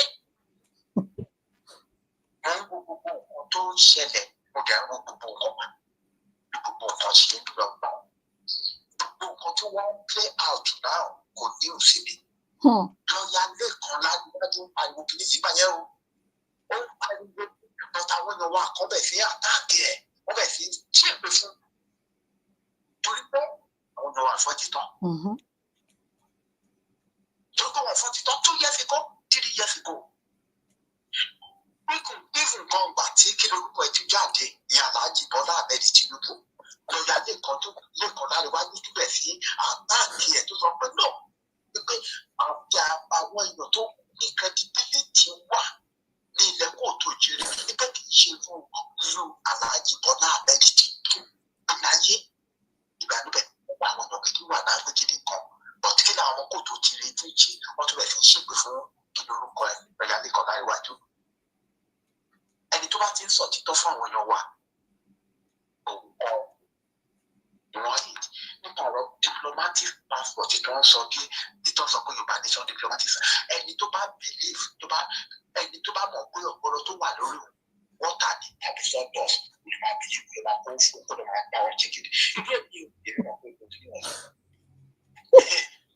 yóò jẹ ìbí ọ̀fọ́ gbogbo orúkọ bí because èmi ní ọpọlọ bí tèmi fi ń ro tèmi fi máa wo nǹkan dáadáa tèmi bá lè ṣe nǹkan nínú kan tó bá ń bá yàn dì èmi máa bèrè question lọ́wọ́ yàn ọ̀rọ̀ kan téèyàn bá ń sọ ń gbà mí èmi fi máa bèrè question lọ́wọ́ yàn fún ọ̀hún máa mọ òtítọ́ tàbí mo tó wà pẹ́ èmi ò kì í ṣe kan pẹ̀lú emotion mi èmi kì í ṣe pẹ̀lú nǹkan pẹ̀lú sentiment èmi máa tọmọ orí ọkọ̀ máa lu ọpọlọ rí mi ni gbogbo nǹkan tó ń ṣẹlẹ̀ yìí kò ní rárá àtọ̀ kò jẹ́ surprise sí mi. Gbogbo fọ́nrán kan lánàá tí mo rí tí mo wò wọ́n ṣí fọ̀ wọ́n ní àwọn Yorùbá gbòde gbogbo kiri tó ń ṣe lánàá even kan lára àwọn tó sọ pé wọ́n ṣe Yorùbá nation diplomatic passport kí lórúkọ ẹ̀ ṣe Káyọ̀dé ẹni mọ̀lá ni wọ́n tún ilẹ̀ lánàá lórí Yorùbá nation ilé Yorùbá gbòde yẹn even kan kí ló kọ́ máa nìyí náà tó stop àti máa bá wọn ṣe Yorùbá nation báyọ̀ wà ní England ìfàkínì kan sẹ́ni ìfàsẹ́ni kan wà láàárọ̀ tó wà lórí fẹ́ràn yẹn ìmọ̀ bóyá Fabẹ́rù lórí o tàbí ìyá alájẹ. mi ò rí nǹkan kan sá mo tiẹ̀ gbé gbèsè gan ní tèmi mi ò rí nǹkan kan sá. wọ́n máa wá ní 30-something minutes ni tó ń tún ìní tó ń bẹ̀rẹ̀ sílẹ̀ lóyún lójú kan táwọn kan sọ pé ìpèbí kan fi pé kí ní ìdájí kò ní ṣé tó máa ń kíni lọ́rùn fún òun mú àwọn èèyàn Káyọ̀dé ẹni ọ̀la òun náà tún bẹ̀rẹ̀ sí explain pé wọ́n ní ṣé ìwé tó lè fi rìnnà ní tàbí ìwé tó lè fi ṣe àpèjúwe àwọn èèyàn ni ìfàwọ̀sẹ́ nìyẹn wà bẹ́ẹ̀ ìfàwọ̀sẹ́ tó wà ní England orí náà níbẹ̀ lórí àwọn kan náà lóríṣiríṣi ọ̀kadà àdé ẹ̀yẹ nímọ̀ ńlá fún fúlábìlì pọ̀jọ́ lọ́wọ́ lórí àwọn Yorùbá òde làgbékè ni wọn náà ti ṣe gidi lórí fọ́nrán wọn ti ṣe lánàá orí gidi yẹn lánàá tọ́ni kò máa explain ẹ̀ fún nípa because ọ̀rọ̀ Yorùbá nation kìíní diplomatic passport pé kò yá wẹ̀ ìlú ẹ̀ sáàgbé ọ̀rọ̀ ti fi fa Abíọ́dún yóò sọ wípé kí bá àti ìgbà Yorùbá nation wípé tó bá fẹ́ ṣu passport fún àwọn èèyàn bó ṣe bí gọ́ọ̀mẹ̀ntì ni wípé gọ́ọ̀mẹ̀ntì kọ́ńtì ló lónìí kí lórúkọ lónìí pé passport lónìí issue ẹ̀ fáwọn èèyàn kò jẹ́ bá ti wọ́n ti gba Yorùbá nation wọ́n ti ní country náà. Màá pè yín padà dádì, màá pè yín padà sà. Ìgbà ọ̀rọ̀ tí kílé ti ṣe jẹ́ ọ̀rọ̀ tí government gbogbo ẹ̀ pé ní gbogbo kìnìyàn náà tó ń dì yẹ lórí kìnìyàn Yorùbá gòkè àwọn bàbá náà tún wà lóko bàbá yẹn wà bàbá yẹn náà wà l'Amẹ́ríkà bí tó pé àgbàlagbà náà ni wọ́n bí ṣùgbọ́n àwọn àbí over 80 táwọn náà tó bèrè wọ́n ìtàn tó ń kálukú àwọn yìí wọ́n nìkan náà tún wà bẹ́ẹ̀ ìyá kí wọ́n gbórúkọ yìí wọ́n máa yẹ láàbà àwọn àgbà òun náà tún bèrè question náà lọ́wọ́ òkìní bọ̀ kí lórúkọ Káyọ̀dé ẹni náà láti wọ́n tó ń bèrè question lọ́wọ́ ẹ̀ nípa ọ̀rọ̀ kìíní yẹn ká ló tún sọ̀rọ̀ àwọn ọ̀rọ̀ náà tún sọ̀rọ̀ láwọn àwọn Yorùbá nation yẹn náà tàbí ó dàpọ̀ ẹnìyẹn náà wà ní England oríṣiríṣi àwọn ọmọ ẹgbẹ́ sì ń sọ̀rọ̀ láwọn nípa ọ̀rọ̀ kìíní kí wọ́n ṣàlàyé fún wọn but Mr. kìíní yẹn náà tún wà bẹ́ẹ̀ ní South End ó yẹ kẹ́ mọ́ South End Oh yes, bẹ́ẹ̀ ni sà. Orí ìkànnì Yorùbá gòkè. Wà á jẹ́ Yorùbá gòkè. Tán sọ̀rọ̀ nípa kí nìyẹn lánàá. Ṣẹlẹ̀ àwọn nípa ti léyìí báyìí bóyá Sunday Ìgbòho lọ sí Kílórúkọ ààfin àbẹ̀rẹ̀ láti Ọ̀yọ́. ọba fún ọmọ ìṣẹ̀dájọ́. Bẹ́ẹ̀ ni sà.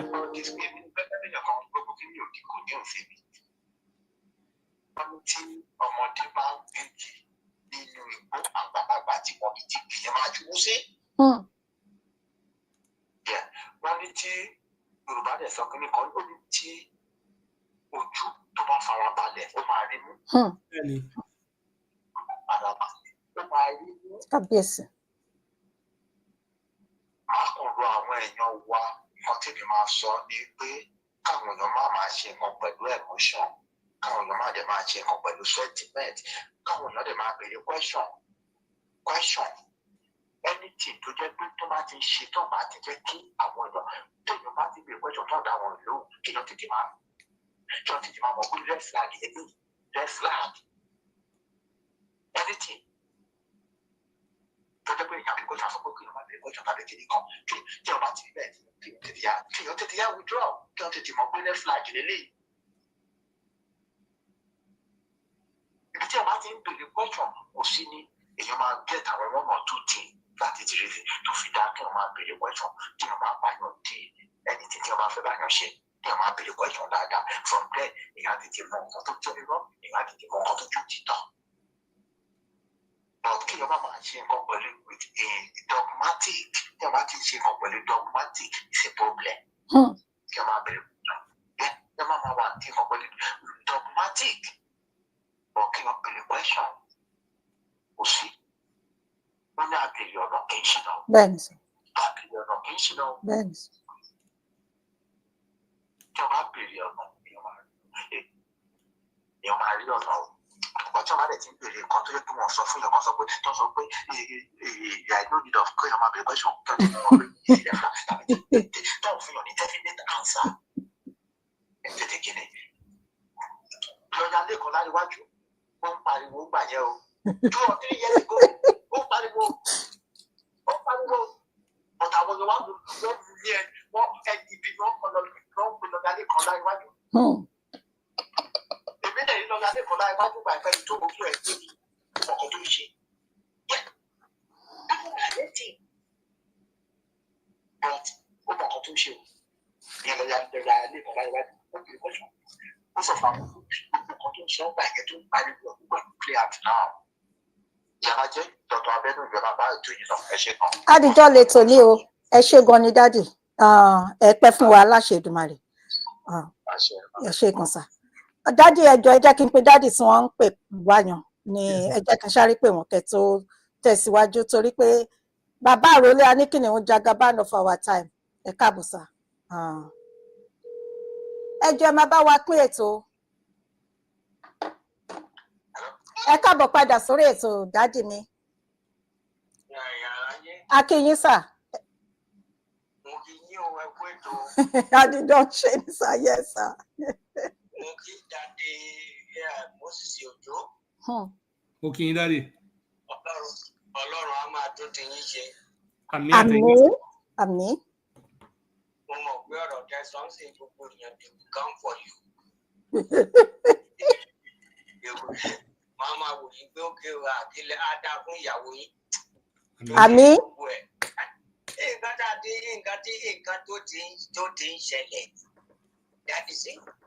Nǹkan tó ti ń ṣẹlẹ̀. Nígbà tí a bá béèrè pé òkè Yorùbá nation, everybody wants this Yorùbá nation. Kò séèyàn tí ò láìkè, kò séèyàn tí ò fẹ́. But eré tá a bá bẹ̀rẹ̀ tá a ń sá láti ẹ̀ mọ ibi tá a fẹ́ forí ẹ̀ sọ, níbo ló máa sọ sí? Good if a kàn bẹ̀rẹ̀ but we don't even know ibi bá a ṣe ẹ̀ tí fẹ́ gbà. And many people, they don't want to hear that thing. Yorùbá sọ pé Yorùbá yìí alẹ́ ẹ̀ lè gbà báyìí. They will come for that person. Wọ́n á wá fún ẹni yẹn, wọ́n á dàbí pé ẹni yẹn ò mọ nǹkan tó ń sọ. There is a time ó ní bàbá kan tó sọ ọ̀rọ̀ kan tó jáde kan lórí gidi kan tó ń sọ pé nǹkan kan tí àwọn Sunday Igbo tó ń lọ ṣe ní England gidi kan. They come for that man. Wọ́n wá fún máa yẹn, wọ́n jẹ máa yẹn wẹ́. Olùwà sọ fún ní máa yìí ó mọ nǹkan tó ń sọ. He knows what he's saying. Because he knows gbogbo ìrìn lórí asán is just a lie. It's a lie. It's to deceive people.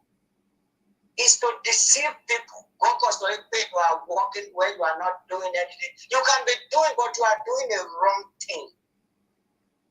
But saying you can listen because somebody said báyìí, a kàn máa ṣe bíi pé àgùntàn ni wọ́n á máa tẹ̀lé wọn. But kì í ṣe gbogbo wa ò kì í ṣe àgùntàn.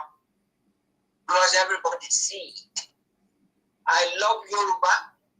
I love to have Yoruba as a nation. But èmi ìbéèrè tí mo máa ń béèrè ní pé báwo ni a ṣe fẹ́ gbà á? Báwo la ṣe pé kílẹ̀ báwo ni planning wo ni? They don't have any plan to get it. There is no, they just gbogbo wọn kàn believe wípé ká kàn máa pariwo Yoruba nation and the Yoruba nation will come to be. Ṣé bẹ́ẹ̀ ni Yoruba nation ṣe ń bí? Bẹ́ẹ̀ wá wo ti olóyè Sunday Igboho tó wà ní Mori, I saw that video that ti mo rí lórí gbọ́n Sunday Igboho wà ní Nàìjíríà, àwọn ọba kọ́ ló lọ́ọ́ kí ni. Ṣé gbogbo àwọn ọba wọ̀nyẹn tó lọ́ọ́ kí yẹn sì yìí? Ṣé àwọn ọba wọ̀nyẹn wá kọ́ ìsìdí sí Tinubu? Láyé. Wọ́n bẹ́ẹ̀ sọ pé. Àwọn mi mo ṣe sọ pé for the first time mo respect nǹkan tí Olúmídé sọ. Ó kọ́ wọ́n mi náà gbàdúrà mo fẹ́ join Yorùbá nation tí mi ò dá lóhùn. Ṣé gbogbo àwọn ọba tó lọ bá ń sìn ṣé àwọn ló máa wá lọ bẹ Sunday Igboho lásán bọ́ọ̀dì ẹ gbàgbé nínú kó ààrẹ sí nìkan? Ìyá bá wo nìyẹn? You see, it goes to them because ẹrù bóun náà ṣó láìkì ibi tó ń wá yìí. He doesn't like where he is. Don't like the German. Nǹkan tó bọ́ lọ́wọ́ ẹ̀ ni. Ẹ jẹ́ ká fọ̀rọ̀ rọ wo. Look at where he is. Because of Yoruba nation. And only for these lies. Because he knows that is the only way he can make anything. That is the only way he can make something. And that is the move that is moving right now. Ọlọ́run ni ò pa sínú ẹ̀. Ọlọ́run ló ní kó ẹ̀mí ẹ̀ ṣú wa. But people can see what's happening now. You can see. Gbogbo àwọn politicians, they know what they are doing. Ìgbẹ́ náà ni wọ́n fi ń lọ bọ́ ọmọ Ìgbò yìí. Wọ́n fi ń lọ lọ́wọ́ bó ṣe wà yìí, wọ́n fi ń lọ. Ṣé Kanu, Nnamdi Kanu sir? Bẹ́ẹ̀ni, wọ́n fi ń lọ. Àwọn èèyàn ẹ̀gbọ́n tún lọ bá ti ń kú pé òkè. Bọ̀dù ó dàbí pé bọ́ yẹn sì ń ṣorí gungun díẹ̀díẹ̀. Nǹkan tí wọ́n fi ń lọ lọ́wọ́ nìyẹn sí. Tí wọ́n fi ń lọ wípé no, they can release you, but you have to change. O gbọ́dọ̀ bend. O gbọ́dọ̀ bend àwọn èèyàn ẹ sí sáìdì ọ̀dọ̀ wọn. Wọ́n fi ń lọ lọ́wọ́. Because àwọn èèyàn nǹkan tí wọ́n ń gbé orí tébù nǹkan tí wọ́n gbé sórí tébù tí ní kú sí nìyẹn. Ọ̀dọ́ dà gbé pọ̀ yẹn ò tí ì àkírí pẹ̀lú. But kò sí ni. Kò sí ni. Wẹ́wẹ́ pọ̀ paríparí ẹ̀ náà. Well, let's see what will happen. Because ó ti pẹ́ tí wọ́n ti bẹ̀rẹ̀ which I see it. tí wọ́n ti bẹ̀rẹ̀ tí wọ́n ti ń lọ́bì láti lọ́bì ẹ̀ jáde lọ́dọ̀ Tinubu. You see, all these people, ìjà tí èèyàn bá bẹ̀rẹ̀, this is against a nation. Fighting against a nation. Kì í ṣe nǹkan kékeré. The nation you want to fight against. You are going to you have to put your body back. What about everything? Because you are fighting a nation.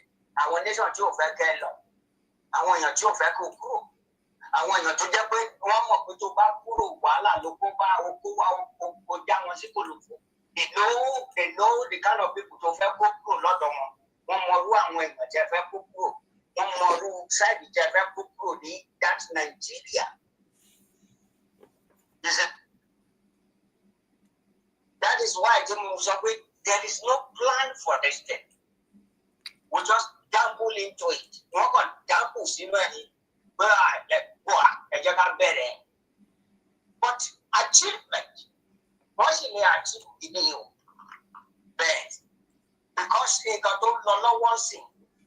Don't know what the politics in Nigeria say. They can scatter everything. Only people do everything there. That's their worry man didn't win. They can only focus for everything. And the way I book them about you, but if I buy the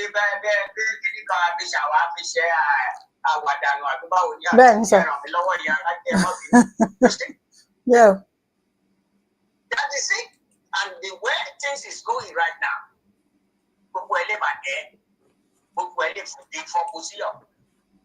and which me, I'm praying for them to be like that. I would. I'm trying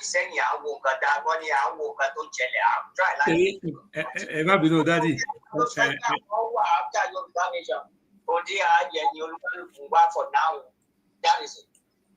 For now, I want to what? Those are they are running Yoruba nation. Only everybody wants for now. They don't have a clue. They don't even know what they want. They don't even know where they are going. They don't even know what to do. That's why. Mo tún fẹ́ já àwọn èèyàn wá sí nǹkan kan. Ṣé rí àwọn mi ìfẹ́ sọ̀rọ̀ ẹ̀gọ́ tẹ́lẹ̀, but I want to say it now. Àwọn èèyàn ò pay attention sí ṣé rí pé àwọn Yorùbá state governors lẹ́yìn ọjọ́ mẹ́ta yìí wọ́n lọ ṣe meeting wọ́n kóra àwọn papọ̀ tó lọ ṣe àwọn meeting kankan. Ṣé rántí pé politics ti fẹ́ bẹ̀rẹ̀ again towards election 2027? All of the state governors of the Yoruba land decided to go and have an outside meeting.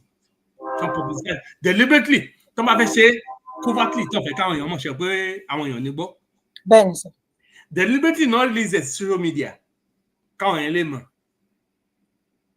To try to use Yoruba nation agitators and thing, they're not trying to do this because of Yoruba nation. They're doing this because of the imperial powers. So that the imperial powers will continue to support them to stay in government. So that they can continue to trust them, trust Tinubu to be in government. We need a captain like Ibrahim in Nigeria. But the Yoruba state governors, because I pay attention to these people a lot. Governor state Temi, Adeleke, PDP ni. Ben, sir. He's already talking about coming into APC. Yes, you know. They declare full support for that man. Listen, when you pay attention to Nigerian politics, you know what's going on. Adeleke, governor yìí, òun ló ṣe wèrè pẹ̀lú gbàdọ̀ tó lọ yọ ọba Fámọdún tó fi ọba mi jẹ. All of a sudden, lẹ́yìn mẹ́ta kóòtù tún ti dá ẹjọ́ mi. So ọba yẹn ní ìlú ìsìn náà ti gbé. So Fámọdún lọba tiwa yóò jọba padà. If you pay attention to the temperament of what's going on in Nigerian politics, you will know these people what they're doing.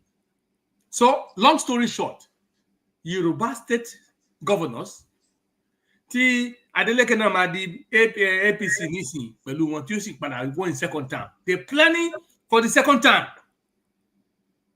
They had a second meeting and they allowed it to come into social media. And then some loudmouth in the social media, gluten, people that have no senses. They have to trumpet this meeting is on behalf of Yoruba nation. These are politicians that are playing the imperial powers to say, you better keep us here or Yoruba nation will go. Yeah. She understand? And then out of nowhere, within a week or two, Sunday will have to go and visit the Obas. The Obas are talking about, ṣẹ̀ṣẹ̀ kankan, and láti sọ fún ìjọba àpapọ̀, kan láti darí gbogbo ẹ̀, kan láti jáwé ríjì fún ẹni.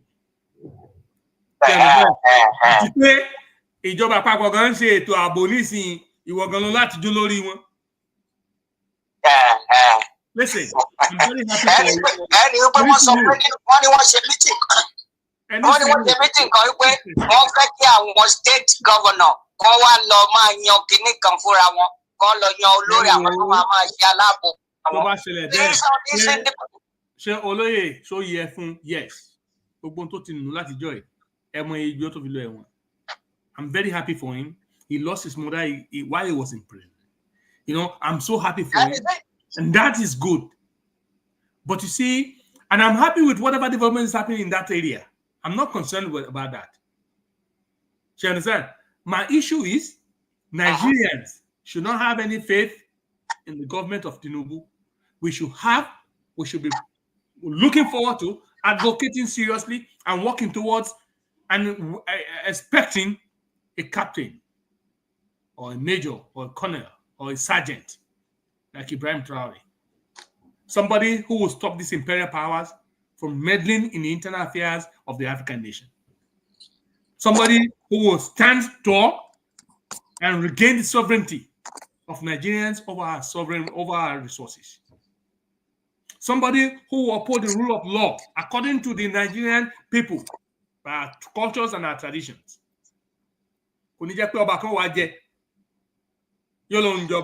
Lórí ìṣẹ̀ṣe tiwa, yóò àmọ́ nìkan máa sì ní ìlànà yóò fẹ́ gbé ìṣẹ̀ṣe wọlé. Láyé, all these atrocities being committed that are foreign to us, that is not even that is not who we are. We should abolish and destroy all of those things until we have that.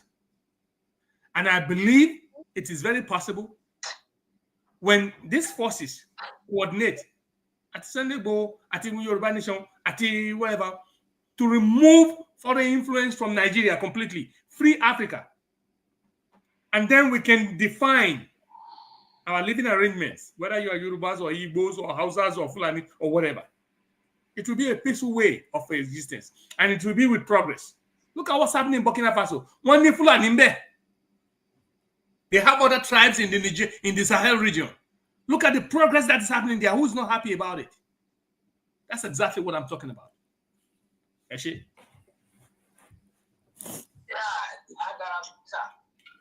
Ami? I pray someday, the only thing that I will tell you is to take the advantage of what they are offering. They should take by slowly for that life again. But they should not use Yoruba nation.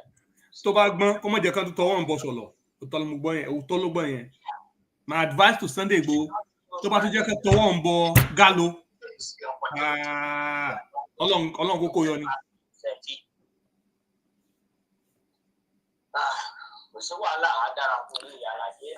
Àmì àtẹ̀yìn náà dádì ẹ ṣeun gan ní sà, ẹ ṣe gan dádì o, ẹ bá wa kí gbogbo ilé wa sà. Ẹ pẹ́ fún wa sà, ẹ ṣe gan ni. Ó ga o, ó ga. You need to pay attention. These things don't happen.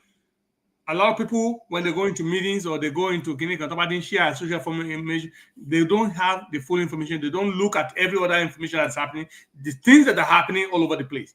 People just talk. These are not coincidences. These are not accidental. These are deliberate moves. And especially in this season. It's a new door.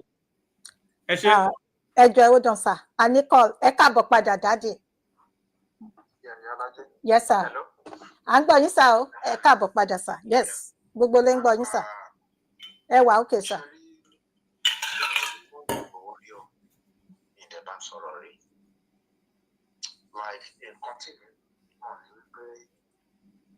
Sunday Igboho, he used to be a politician. Ló ń bá ṣe ń gbà yẹn kó tó di wípé ó wá darapọ̀ mọ́ Yorùbá Nation. Èmi ò tẹ̀lẹ́ni tó invite ẹ̀ kó wá darapọ̀ mọ́ Yorùbá Nation gbà yẹn. Nǹkan tí mi mọ̀ ni pé lẹ́yìn ìgbà tó lọ sí ìgàngán gbà yẹn tó lọ lé àwọn Sálíù tó ń dà wọ́n láàmú tó fún wọn ní 7 days ultimatum. Aborodi. Bẹ́ẹ̀ni sà, Aborodi.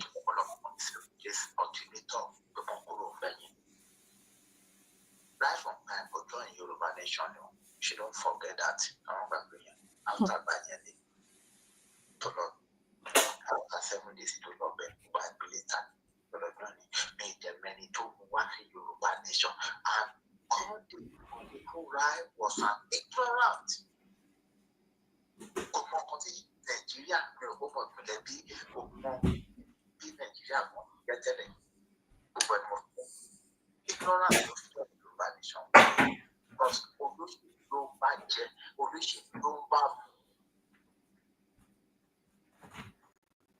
most of them by enough on a control sheet. Now, she don't back it up. Ohun fún mo ní gbogbo fọ́nrán tó ṣe ń gbà yẹn ó sọ̀rọ̀ nípa Lámídì Ládọjà bàbá mi kìíní kan ó kí ni wọ́n pè náà Ọlágúnsóyè Onílọ́lá nígbà yẹn náà bí ara àwọn kan tó sọ kí wọ́n gbà yẹn nílé iṣẹ́ ìwú ẹ̀ mi ò kó mọ ọ̀rọ̀ Yorùbá jùlọ yẹn gbà yẹn àmọ́ wá ṣọ́ èyí really understand yẹn the act of ignorance. Ló fi lọ bá wọn ṣe Yorùbá Nation gbà yẹn àmì ìròpó dẹ̀ mọ bí contraction call Nigeria ìròpó mọ bó ṣe jẹ́ gbà yẹn ìròpó mọ ṣé ọ̀dà sábẹ̀ yẹn. Gbogbo wa ń gbọ́ yín sọ. Ó mọ àwọn bájọ́ kan kó bá wọn lọ dára pọ̀ mọ́ Yorùbá Nation àrọ̀rọ̀ máa ṣe tiẹ̀ ni. Ṣé ẹ̀kọ́ mi bẹ́ẹ̀ yẹn á máa ṣe tiẹ̀ lọ́dọ̀ àwọn olóṣèlú tó ń bá ṣe. Remember, I don't know me, I want to pass Yorùbá Nation o. To go wá join yẹn nígbà yẹn. Ọba tó fẹ́ àgbàgbà tó join yẹn. Yorùbá Nation ló bẹ̀ sí gbogbo rally tí wọ́n ṣe ló bẹ̀ sí ní gbogbo nǹkan táwọn Nàìjíríà kọ́mìtì rí àyẹ̀wò tó fi wò tó tọ́ níbi ọ̀rọ̀ Yorùbá Nation tí bó ṣe ń lọ. Sunday Igboho dẹ̀ join nígbà yẹn ló bẹ̀ sí expand tó ń ṣe rally kiri nígbà yẹn ó mọ ìpínlẹ̀ bí contraction call Nigeria bó ṣe jẹ́ bó ṣe wà. Ṣé rí nípa ti Nnamdi Kanu àmọ́pá ìṣòro lẹ́yìn Nnamdi Kanu ó ṣe tán láti sọ pé òun ṣe é nípa géèmù. Bóyá àwọn ìbò àwọn jẹ́ politician ìbò máa gbé pé ìjọba bẹ̀rẹ̀ tàbí kìíní àmọ́páṣọ gbogbo most of àwọn kìíní tó ti máa ń ṣe tí mo ti rí ìyẹn àwọn fídíò Nnamdi Kanu ó ní kí èkó kan lè gbé ìbéèrè lọ́wọ́ Ọlọ́run ìwé pé ó ṣàfihàn ní Biafra Nation ìdálẹ́jì ìpè kó lóun wá owó kó lóun jẹ ẹnìjì ìdúbọ̀ tó Biafra yẹn nínú ìrẹsì láti fi ẹ̀mí orílẹ̀ sí èmi ọ̀wọ́ bóyá Nnamdi Kanu tí kò yẹ o kó máa ṣe tán àti sọ pé darapọ̀ mọ́ kí lorúkọ ẹ̀ kí wọ́n pè pẹ̀lú àìní ṣe dialogue àbí ẹni condition tó bá fẹ́ fún tó bá ti jẹ́ pé kì í ṣe condition tó máa tó bá ti jẹ́ pé condition tó máa tọwọ́ ẹ̀bọ̀n kínní èrò ṣe tán àti because Nnamdi Kanu ò bá gọ́ Nàìjíríà gọ́ọ̀mẹ̀ntì ẹni tí èrí o kan má gbàgbé. À ń gbọ́ yín sà o. À ń gbọ́ yín sà. For so many years, England ló rẹ̀ ti study olóhùn read economics and political science. and ká má dẹ̀ gbàgbé gbogbo a lot of things Nnamdi Kanu ti ń sọ 2015 gbogbo ẹ̀ ló come out gbogbo nǹkan tó ti ń sọ even nípa ti Buhari nípa táwọn Benue nípa táwọn kìlórúkọ ẹ̀ àwọn Fúlàní wọ́n ṣe máa take over wọ́n ṣe gbogbo plan wọ́n ṣe máa take over south west south east gbogbo ẹ̀ náà àgbàtà ló come out now ilé tó ń ṣẹlẹ̀ ní Benue tó ń ṣẹlẹ̀ ní Plateau tó ń ṣẹlẹ̀ káàkiri gbogbo ẹ̀ ní Nnamdi Kanu ti ń sọ láti even títí tó bí 2015 ní it knows a lot of things nípa ọ̀rọ̀ compassion called Nigeria ó wà lára àkọ́kọ́ tó fi ṣọ́ lọ sí lórúkọ ẹ̀ lọ sí Kenya wọ́n sọ pé wọ́n lọ àti nation kan gẹ̀ẹ́dì bọ́bọ́ rẹ̀ ó sọ a lot of things nígbà yẹn I'm not quite sure wípé Nnamdi Kanu ṣe tán àti agree pẹ̀lú Nigeria government any condition tó bá fún tó jìn ní òkú máa ṣe o yẹn Nnamdi Kanu tèmi wò yẹn ní o pẹ̀lú tèmi ó ti sọ pé ó ṣe tán àti fi ẹ̀mí lílẹ̀ sí ọ̀rọ̀ Biafra pé Biafra kìíní ó wà tó jùlọ ó ṣe 2002 ní tàbí 2003 tó sọ pé ojúkú wá sí London ó lò wá ní tiẹ̀ ní hòtẹ́ẹ̀lì kan ó lò kan ló sanwó kí lórúkọ ẹ̀ ló sanwó owó hòtẹ́ẹ̀lì yẹn tó ló lọ́rọ̀ tó wà tí ojúkú jọ sọ nígbà yẹn ní ọ̀hún nípa ọ̀rọ̀ Biafra nation àwọn fídíò kìlìpù tó ṣe tó ti ṣe ni mo ti rí o tèmi fi ń sọ lẹ́yìn Nnamdi Kanu kì í ṣe ó ṣe tán náà olóhùn ti ṣe tán àti fẹ̀mí onílẹ̀ ṣe dífẹ́ǹtì náà Nnamdi Kanu ó yàtọ̀ nǹkan tí mo kàn ní kí n sọ nìyẹn. ẹ ṣé gan ni sà ẹ ṣé ẹ pẹ́ fún wa o láṣẹ Èdùmàrè ẹ ṣé gan ni sà ẹ ṣé dádì a ní another call ẹ jẹ́ kí n sáré pè wọ́n jọ sà ẹ má bínú mo ti ń pè yín o bàbá mi mo ń pè yín padà so ẹ̀yin aráalé ẹ jọ̀wọ́ ẹ máa bá wa pé ètò ẹ máa bá wa láìkẹ́ bàbá àrólé aníkìnnìún Jagaban of our time ẹ káàbọ̀ sórí ètò sàn. ẹ pẹ̀lẹ́ ẹ ṣé sà àtẹ̀yìn náà sà ẹ ṣé gan sà. àṣẹ.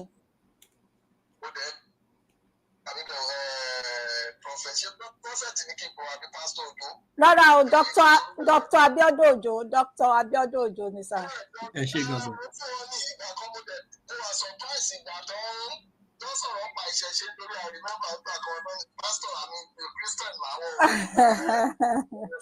Christian ni mí àṣẹparí asaf gan ni ọmọ kérúbù ni mí. I went this past weekend to the Asaf of Seraph convention, but I respect our origin, I respect our traditions, I respect our culture. And tó pé mo gba ẹ̀sìn mi pé mo fojú wo ẹ̀sìn ẹlòmíì pé kò jẹ́ nǹkan ẹ̀sìn àwọn bàbá wa ni bàbá ńlá bàbá tèmi ò nílò ẹ̀ kò lọ ọ̀run àpáàdì. Yeah, but what I believe today is what I believe. You understand? Mo sì gbàgbọ́ pé ohun gbogbo ló ń ṣiṣẹ́ pọ̀ fún rere fún àwọn tó fẹ́ fẹ́ Ọlọ́run ló dá gbogbo wa. Ẹ ṣé. Yes, sir. Thank you, sir. I'm happy that ẹ ti rí bí Yorùbá Nation movement bó ṣe rí ibi tó kọ́ ọ̀gbọ̀n sí. So ọ̀rọ̀ tí mo bá lẹ́nu bàbá mi àti alájà tẹ̀yìn náà èmi kàn máa ṣe àfikún ni. Mo ìyá alájọ náà invite mi sí TikTok ìkọ́lé tí mo sọ̀rọ̀ bẹ́ẹ̀. Number one, Yorùbá Nation is kind of a group of people takora wa jọ nípa fẹ́ jà fún orílẹ̀-èdè wa láti gba òmìnira, and it's not everybody ló wà in support the process tàbí gbé ń gbà yẹn. And then so kí àwọn wá try láti sọ pé Yorùbá Nation ló gbé èmi ló kàn débẹ̀ wọ́n sọ fún àwọn èèyàn pé irọ́ ńlá nìyẹn. Mélòó la ti jẹ́ how many of us kí ni nọ́mbà wa kí àwọn ẹnìkan tó máa wà lórí platform 10. Tàbá máa ṣe sẹ́ńsọ̀ yẹn we are not many even when we do the petition ìyàmú sílẹ̀. I know what a tamper system. No, but she consider pé the threat pé tí wọ́n bá vote fún the threat that ṣe pé tẹ́ bá wo Bola Ahmed Tinubu, bàbá Bola Ahmed Tinubu, òun náà ti dọ́gbọ́n tactically, and it was a deliberate act. He said something openly on a political rally pé ilẹ̀ Yorùbá. There was a clip of him talking about ilẹ̀ Yorùbá. You understand? And Etowa, for Emilokan. This to me personally were statements. I believe he said those statements to these foreign powers. If you don't let me go, I'm going to sponsor the nation to break out of Nigeria. They don't want that because Ibrahim Traore Bajobani Burkina Faso will be 6 months lost time. You understand? Eventually, so they had to allow Bola Ahmed Tinubu because they don't want to deal with the Nigerian situation. And the way Nigeria falls, if Nigeria should go the way of the Sahel, the rest of Africa goes easy. So they had to. This is why when I said Yoruba nation no play, even Ebora Owu was not in support of Bola Ahmed becoming president. Yeah, Baba Obasanjo. It was the Yoruba nation card. Ni Bobo play Ahmed Tinubu against the powers that be to say, you know what, so that we don't have to deal with the Nigerian situation at the time. Maybe we can manage him. That's how it became. It's not like Yoruba nation low vote for him. No, but it was a game. Because okay, now Yoruba nation, you see anybody to back big guy Yoruba nation, they need to back now.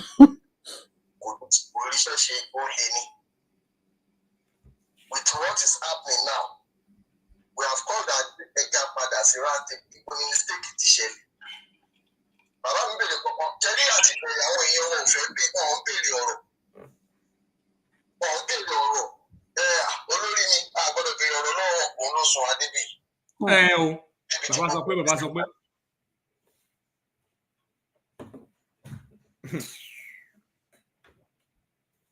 Wọ́n ti gbà pé ọmọdé gbọ́n àgbà gbọ́n náà fi túlẹ̀ fẹ́. You want to arrogate supremacy to only one person. Nobody should ask questions. Just follow. Zombie. Am I being connection on Abi? Yeah, I think he's but I wanted to go disconnected.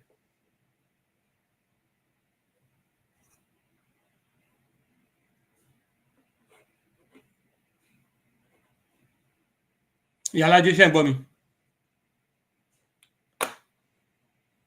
Bóyá ọ̀dọ̀ mi ni signal ti dà. Hello? Ṣé ń gbọ́ mi rà? Èmi ò gbọ́ wọn gan. Mo ní láti log out máa login padà nìyẹn. Satanic pòfò. Yeah, this is ridiculous. What's going on? Hello? Hello, sir. Hello? Okay, mo ti mọ yín sí. Okay, good. Okay, go ahead. Ẹ má bínú bàbá rẹ̀ ní Jagaban. Ṣẹ́rí ìgbà ìgbò security ló gbé dání láti bẹ̀rẹ̀. The operation kan ti ṣe tán rí bó ṣe ṣe nípa security òun náà lọ mú ẹni ẹlẹ́ni kó wá darapọ̀ mọ́ Yorùbá nation. But sometimes wọ́n àtúntò wá pèèyàn sínú nǹkan kan èèyàn gbọ́dọ̀ wá díẹ̀ fínífíní. Wọ́n gbọ́dọ̀ béèrè kí ni ìgbésẹ̀ kí ni ètò tó wà ńlẹ̀.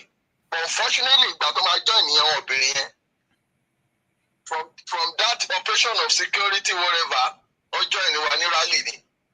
Àwọn èèyàn ló organize rally. It just is like a guest in Igbo for that rally. Who they join? Very well, but in the process, a lot of things went wrong. Especially on to Igbo for a power went wrong. Then that issue or to boss delay to budget data sharing. Tí ó jáde ní Kotonu. And one of the people, soft-landing politically, is soft-landing there. You think that they're going to use politics to get him out of that place or to get his freedom. Videos go out to my share, to my sorrows. Man, you need the book. Just pipe low and then let the people working on the ground for you so that you can get your freedom. And I'm happy in Koto Sheleni. Everybody will speak here. Sorry, Nation Bell. He told us of a buyer on the security. Security. Number 2, also we pay freedom criminal. They should take off this wanted something. That's the country they can't shit it back. Because I pray for him to get freedom.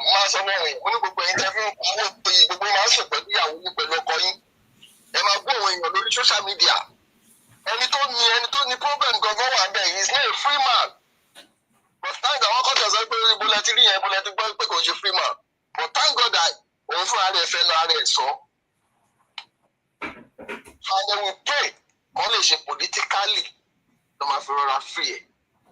I live bad as a business again. Into the cotton and lessing. Yalaye, Tinubu will be the last president of Nigeria. He's going to be the last president. But are we ready? Because if care is not taking, or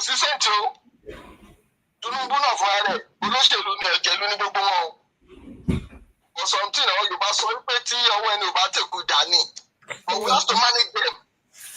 We have to manage them carefully. If not, that's what you call Ọlọ́run we need our own captain. Burkina Faso, Nigeria way Burkina Faso. State, Edo State, or Ekiti, or have you compare Burkina Faso down. Nigeria, Nigeria so strong. Nigeria jẹ́ ńgbà tí ìdí àgbọn wà ńbẹ̀. No, but Nigeria jẹ́ ìgbà tí ìdí àgbọn títúndé ìdí àgbọn gbàjọba. Ibrahim Traore is like somebody like ìdí àgbọn now. Ta ló jẹ́ gbéná wojú ẹkùn láyé wọ́n against the people. Ayé ìgbà yẹn yàtọ̀ sí yìí nǹkan ti yàtọ̀. Ayé ìgbà yẹn èèyàn tí ó wà courageous ni, a need èèyàn kan ṣoṣo tí ó ní pìláyà bíi kìnìún. Lọ́rọ̀ kan like my own position, Ìyálájé, and you know me very well. Ìtọ́rọ̀ dé yìí sìn. Èmi, my prayer is that we drop this 1999 constitution. Either they take it back to 1963 constitution, or I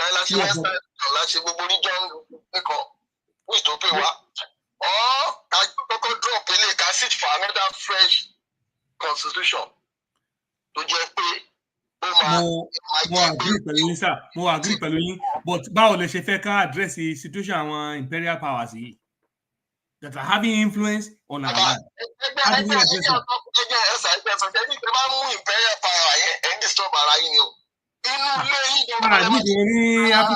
We don't need them at all because these are killers. These are the people that are destroying the whole thing.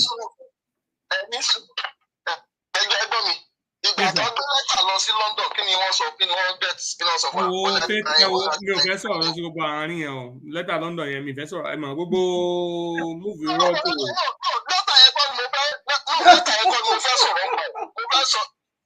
The response given ni pé àwọn tí wọ́n tó bá fi àgbòfẹ́gbọ́n máa fokùn ẹlẹ́ náà wọ́n ti fi ilẹ̀ àwọn ti fún independent. Because of course, can I expect so? Britain will tell you that Nigeria is a sovereign nation. Are we sovereign? That's what this is what this liars, the Western world, will tell you. They will tell you Burkina Faso was a sovereign nation too. France will tell you that they have independence. We don't have control. We don't have power over them. This is what happened. In Côte d'Ivoire, Ibrahim Traoré is gaining power over all of his sovereignty. That's what we need in Nigeria. So, like Bishop said, I need the constitution, new constitution. In the new constitution, you presidential system new, we have prime minister new. You know, we just have to go region. Say about it, break in Nigeria. Let's go region. Any region, we get 6 regions, we get 10 regions.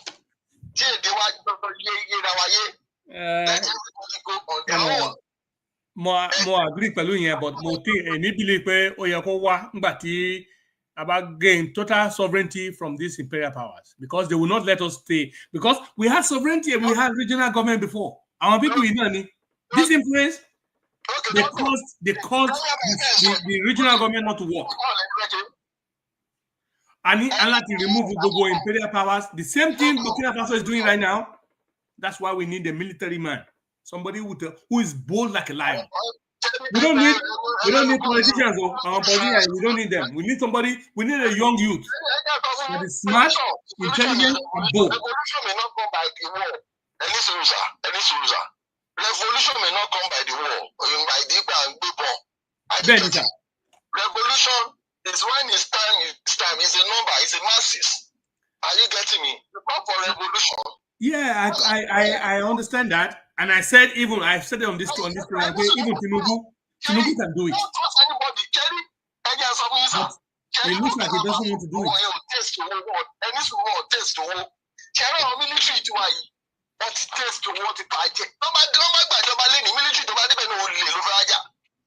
With the system we have now, but we masses are the one to call for revolution.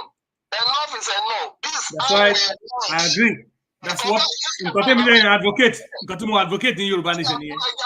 I was advocating that in Yoruba Nation, that we should cause Nigeria to be ungovernable. Openly, I was telling them we should cause Nigeria to be ungovernable so that there will be change. The ungovernable is not going to be one region. Yorùbá nìkan ò lè dá dúró sí kó sọ pé reason abẹ́ṣe nǹkan báyìí. Ìhun mo ṣe sọ pé when we say revolution is going to take across your country. It's not issue of Igbo alone. It's not issue of Yoruba alone. Are you getting me? This is not the Are you getting me? We are on the same page. Even everybody can attest. I've always said it here. But it's not a Fulani issue. It's not a Yoruba issue. A war against these imperial powers is a combined, unified effort of all Nigerians. Imperial power, especially the northern part of the country. And that's the war. This is the war.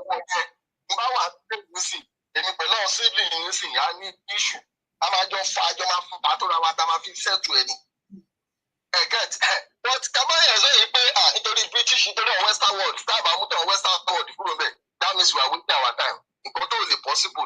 But you know, but one thing, wait, I'm only tactically is a political will. That's the only thing. It's a political will. Check out to people. But by the time we say we are not involved, we are not interested, I come and go banners, okay, I'm a lot close it and rally, pay or close what you get, rally. That one will not work. I get that one will not work, but now you got to take it. I'm so Babadun Bawasoro, kí lorúkọ wọn náà?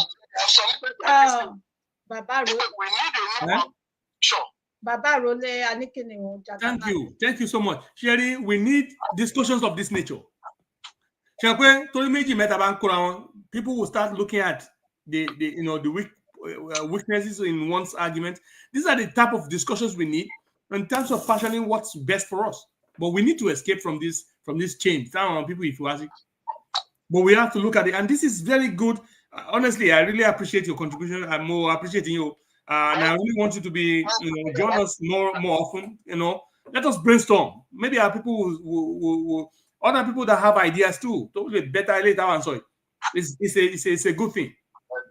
So that we just don't leave our future in the hands of people that are just talking garbage every day. Oh, you've got your country. Our country is just on the corner. Who's telling you that? We have to take bold steps. Help us send the message, the strong message to YSDM. When the YSDM was formed, then it's supposed to be the collection of different Yoruba groups to come together. Yes. To have the representative in YSDM, sir. But it's not like that. Now, passport and to buy if I join a one lagodi, I embed for long cover release and when you are lagodi. If anybody deceive you, they pay you back Nico passport because of equal over 80,000. When I get a passport, diplomatic passports. That one really soon.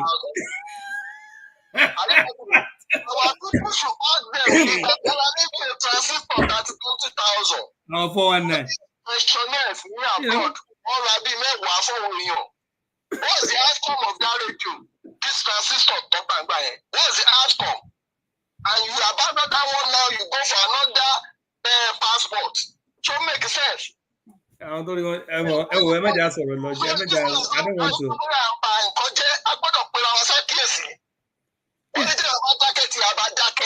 Benny, and that's why I'm talking out too. But so many people will not like this. I'm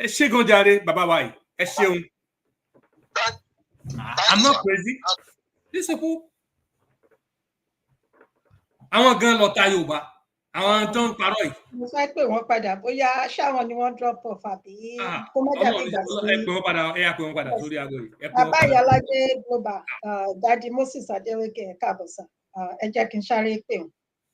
Bóyá wọn ni ẹjọ́ ẹ má bínú, ẹ jẹ́ kí n sáré pè wọ́n, mo fẹ́ make sure pé. Ẹ ṣeun jàre Ìyálájé, thank you.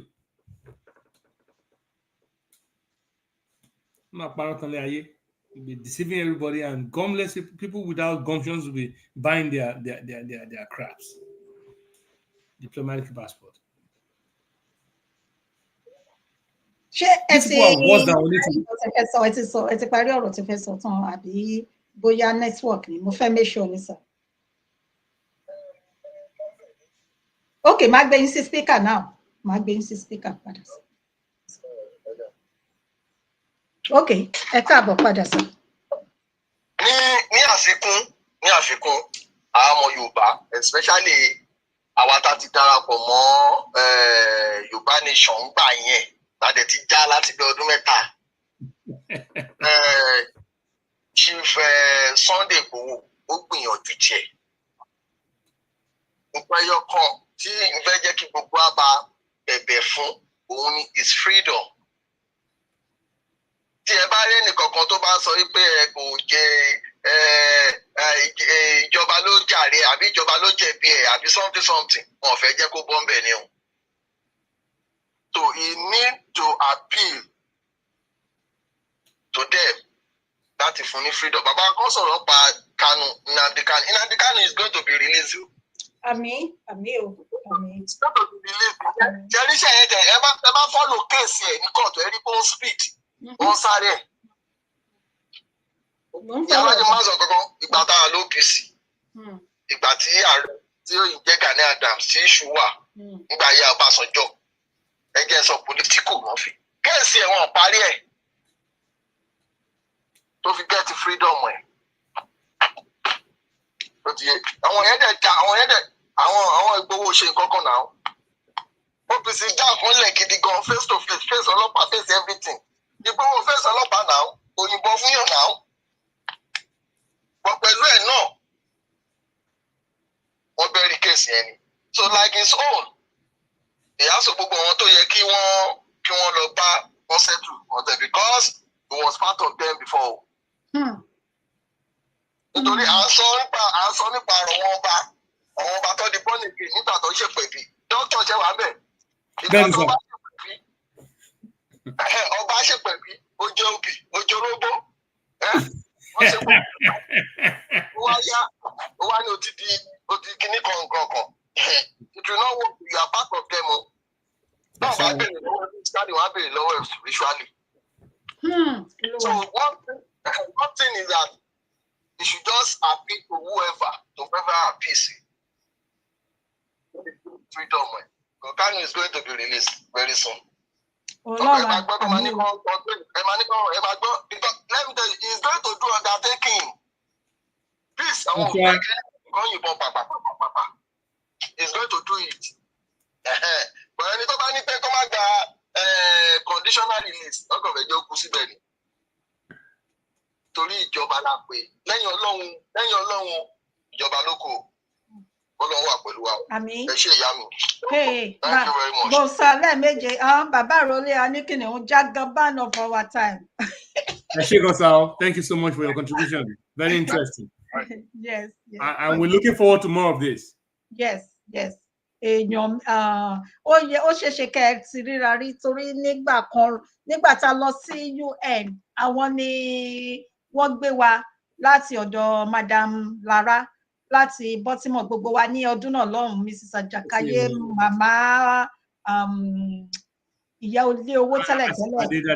Pàdé dáadáa. Bẹ́ẹ̀ ni a máa ti ríra so wọ́n gbé wa láti Maryland a lọ sí New York ní ọdún náà lọ́hùn tá a dúró ọjọ́ mélòó kan so àwọn ni màmá Akin pẹ̀lú gbogbo wa ní ọdún náà lọ́hùn so màmá Bọ́lá Ògúnsànjà gbogbo wọn bẹ́ẹ̀. Former treasurer. A ṣe pàdé tá wá close tá wá dọmọ ìyá so bàbá Rọlé Aníkìní ń Jagaban of our time. Ẹ ṣé lọ́pọ̀lọpọ̀. Inú mi dùn gidigidi gan ni. Ẹ tẹ̀síwájú sà. Torí pé àyè bẹ ṣe sọ tẹ́lẹ̀tẹ́lẹ̀ mú wò pé torí tẹ̀ṣẹ̀ dé láti ibi iṣẹ́ ṣe understand.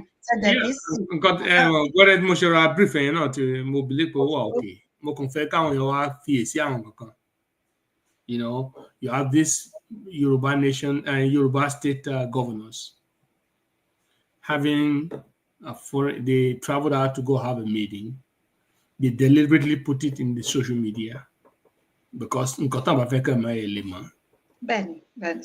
now 2 weeks down the road or a week, less than a week, they have Sunday go visiting the Obas. And the Obas liaising now with the governors saying combined with the fact that all of these things that are happening, and in the dispensation of things, it is very natural. So it both allows for, and I'm very happy with the way things are turning around for him. Yes, kolon kò dá ìkólọ rẹ̀ padà. Tá bá ní pé ṣe sacrifice fún ilẹ̀ Yorùbá, ó try lórúkọ ilẹ̀ Yorùbá. Ọlọ́run ni ó jẹ́ kẹ́mi rẹ̀ ó bọ́ sí. Nígbà tí irú àwa ẹ̀dẹ̀ ti sá kúrò ní inú ẹ̀tàn. So mo gbà pé wọ́n tàn náà wọnú struggle tó náà ti wá rí pé rọ́nà ń pa. Nítorí dẹ̀ fi ń gbé ayé tẹ́lẹ̀ tó fi dèyàn padà kíta mọ́ ó lágbára fúnra rẹ̀. Ó náà ní politics. He was with these people. So if God has preserved his life, yes. If he was my brother, I would tell him to go ahead. Kò dálẹ̀ Yorùbá. Kì í ṣe ọ̀dàlẹ̀. Maybe it is necessary towards the end game of what we really need as Africans, as Nigerians, and especially as Yorubas. Because àwa fúnra wa a ò lè gbàjà ara wa kúrò lọ́wọ́ àwọn Fúlàní ó tó lẹ́gbọ́n yẹn o. Nígbà tó bá sọjọ́ wà ń bẹ̀ Fúlàní ń pa Yorùbá. Ìgbà tí Yar'Adua wà ń bẹ̀ Fúlàní ń pa Yorùbá. Ìgbà tí Goodluck Jonathan wà ń bẹ̀ Fúlàní ń pa Yorùbá. Ìgbà tí ilé wà ń bẹ̀ Buhari nítẹ̀ á pa Yorùbá jù. Ṣé wọ́n ti dúró láyé Tinubu ni? Wọ́n dúró náà. Yes, we were myopic in their first thinking. that is just Yoruba, is just ethnic issue. It's the grab of the land. But now we've seen what is happening. That this is not just the Fulanis, they're just using the Fulanis. It's an international crime. And people in which my judge Sherry Pele Nyometa Nation declassify our records. Donald Trump decided to declassify Martin Luther King. You understand? All of their secrets they're going to prove up. Maybe centuries, and maybe more decades from now, they will be declassifying what's happening in Africa. You understand? But actually, they will start declassifying what's happening today in our country to our children's children. This is what they do. They keep all these evil secrets, and they call themselves the civilized world. Now we see what they're doing. They're the one arming our brothers to kill us. It is best that we stop that killing. Just like the Burkinabes are doing, they stop them in their tracks. And now France is in trouble. We can do that again also in Nigeria. But we need somebody who has military experience, who is bold and who is sincere and who has love for our fatherland to protect us all. And when we have a free Nigeria, that's when we can talk. That's when we can actually envision or actualize a free Yoruba nation. It's inside a free Africa, a free Nigerian country. We can't really do much. All these governors understanding, all this, even I can boldly tell you that Babakito can understand. He understands this truth. Why people are not telling the truth is what I don't understand. Let's tell the truth to ourselves. Because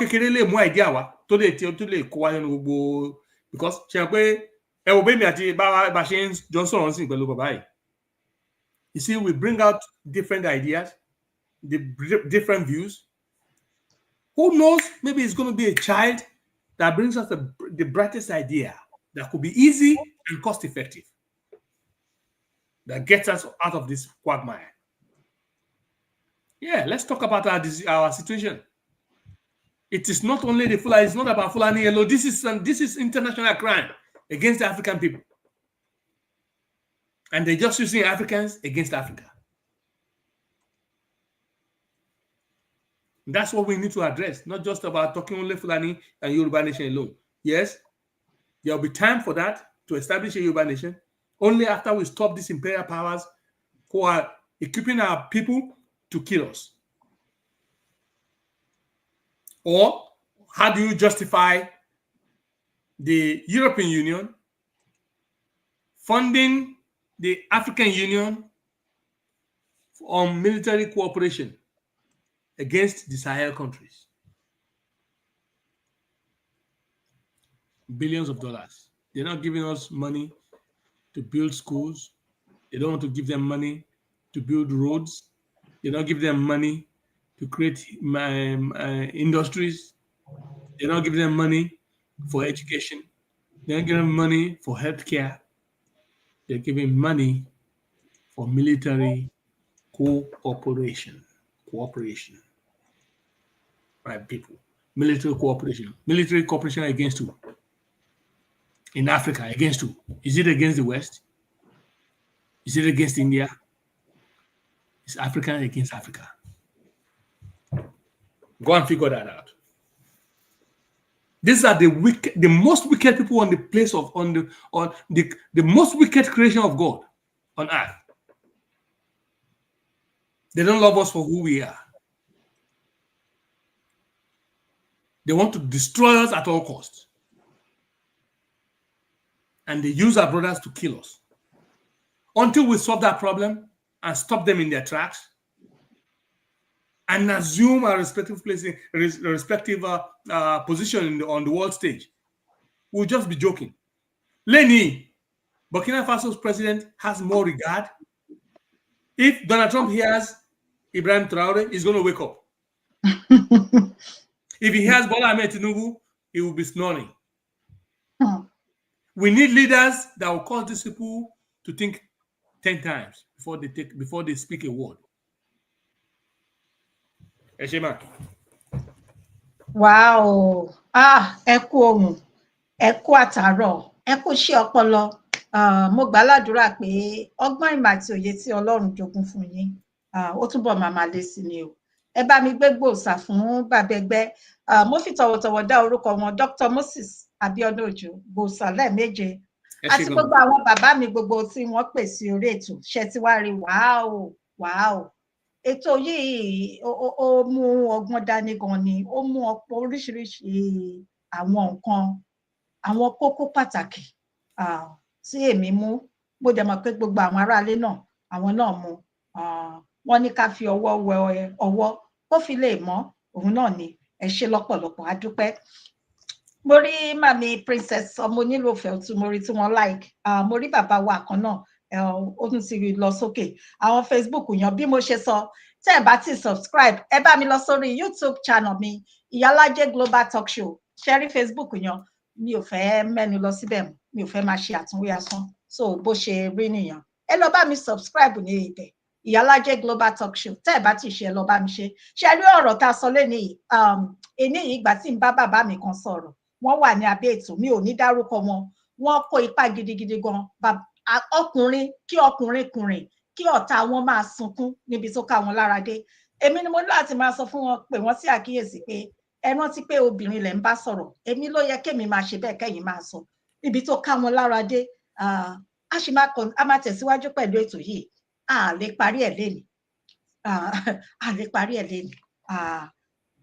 a kó ìfẹ́ ìran, torí pé kò yí sí láti tóra, kò sẹ́ni tó ń gba àkọ́kọ́ nínú kan tí à ń ṣe yìí. Ẹ wò, ẹ ti jáde lọ láti àárọ̀, ẹ wò gbà tá a bẹ̀rẹ̀. Ìfẹ́, nǹkan tó ń jẹ́ ìfẹ́ ìran nìyẹn. Ọlọ́run á dẹ̀ san fún oníkálukú gẹ́gẹ́ bí iṣẹ́ ọwọ́ ẹ̀. So bẹ́ẹ̀ mi ṣe rí nìyẹn, kò jù bẹ́ẹ̀ lọ.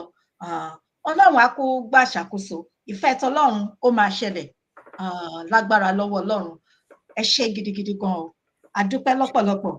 Ìgbàkúgbà bí mo ṣe sọ, ẹ má gbàgbé, ìmàmá wa Ọmọlára Ògúndáre, mo rò pé mo rí tẹ́ sọ pé ó dàárọ̀, mo rò pé tí lọ sùn ní ma, ẹ ṣàdúró sí wa. Ṣe rí, mo mọ̀, tẹ́ bá ń gbọ́ pé mo mọ àwọn tèmi ṣe kí ni wọ́n mọ̀ mí. Ẹ wò, ẹ ní dánìkan ṣe ilé ayé yín, gbogbo yín lọ́pọ̀, gbogbo ẹ̀yin màmá mi, ẹ̀yin bàbá mi, a dúpẹ́ o.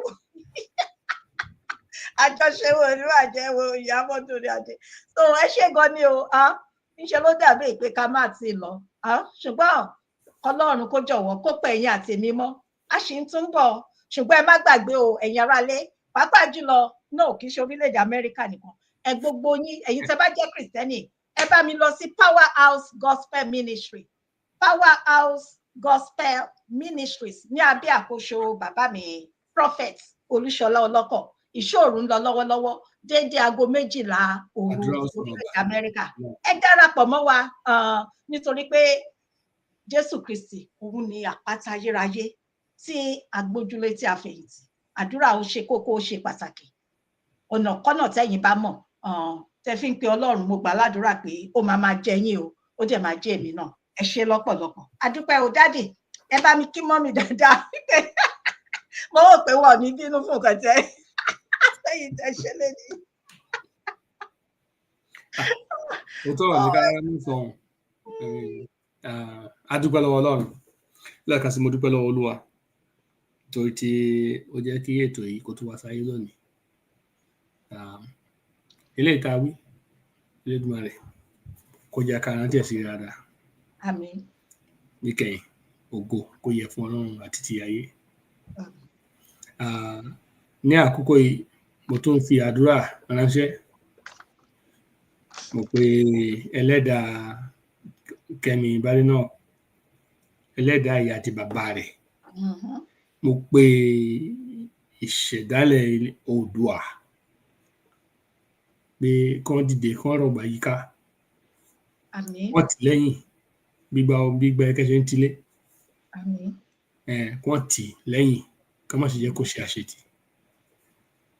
Wọ́n ní àṣetì kì í bọ́jọ́, àṣetì kì í bá òun. Gbogbo ohun tó bá ti ń ṣe pátápátá, wọn ní gbogbo igi tí ẹlẹ́gbẹ̀dẹ̀ bá fọwọ́ hàn báyìí dídí ló máa ń gbé. Bẹ́ẹ̀ni.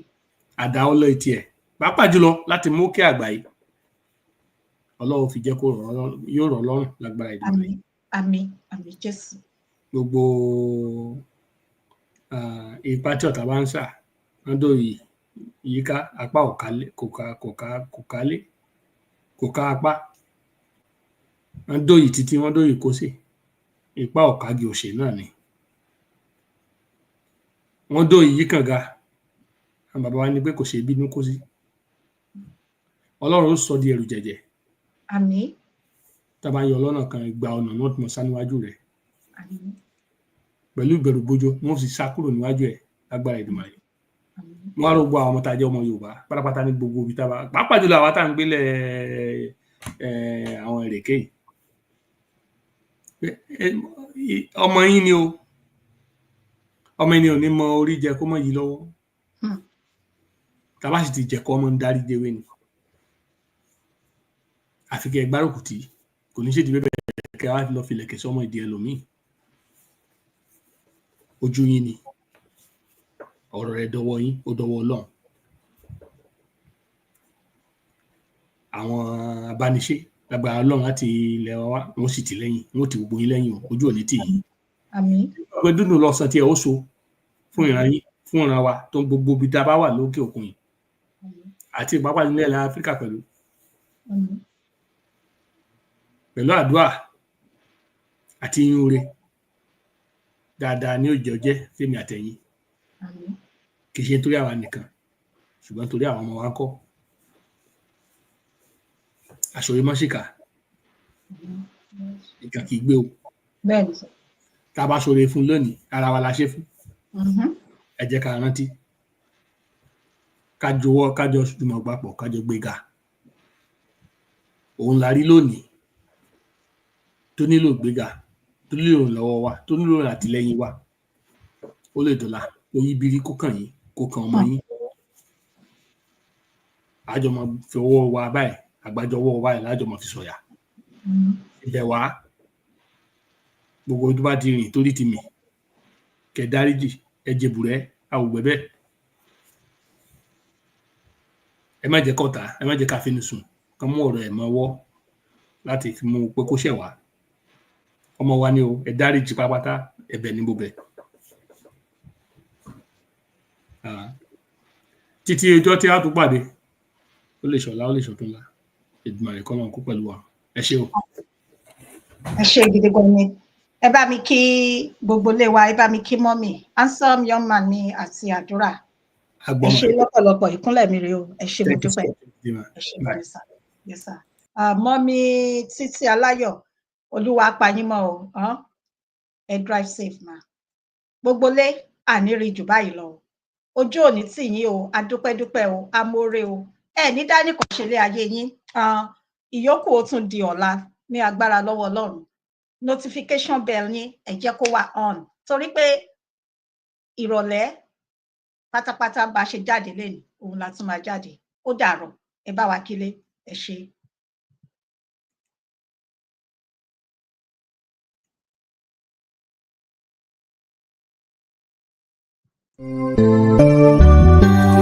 Ìyálájé ti dé o aláyọ̀ Fúnkẹ́ Ìyálájé ti dé pèdèpèdè tó méde pè níwájú elédè tó gbèdè lọ́wọ́ melédè tó fi kọ́ melédè jẹ́ Ìyálájé mi Fúnkẹ́ o sọ̀rọ̀sọ̀rọ̀ tó mòye o àfẹ́gbọ́ ẹ yàtọ̀ sáwọn gbàǹtù ẹ̀yọ̀ bàbá wọn lẹ́jẹ́. Àní ẹ yàtọ̀ sáwọn gbàǹtù ẹ̀yọ̀ bàbá wọn lẹ́jẹ́. Níbi ká sọ̀rọ̀ kó dáńtọ́ ẹ̀yin mà lẹ́ni. Níbi ká sọ̀rọ̀ kó mọ́ ọpọlọ wá ẹ̀yin mà lẹ́ni. Ìyálájé mi o alára o. Ìyálájé ni o pé kẹ́ máa wá ó ní kẹjẹ ká pàdé lórí ìkànnì yìí o èmi àti Dr. Michael o Michael o bàbí Ọlágúnjú ó ní kẹ́ máa bọ̀ ó ní fàgọ́gù o lóní kájọ wá ẹ jẹ́ ká sọ̀rọ̀ àsọyé pọ̀ lórí ìkànnì yìí o lórí ìkànnì Ìyálájé mi Fúnkẹ́ o ọmọ wọn ní Ṣàgá ọ̀rọ̀ gbẹ àgbẹ̀dẹ ọ̀rọ̀ bàbá o.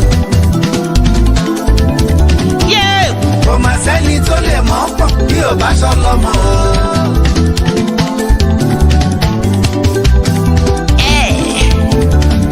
Ìyálájé àti Dr. Michael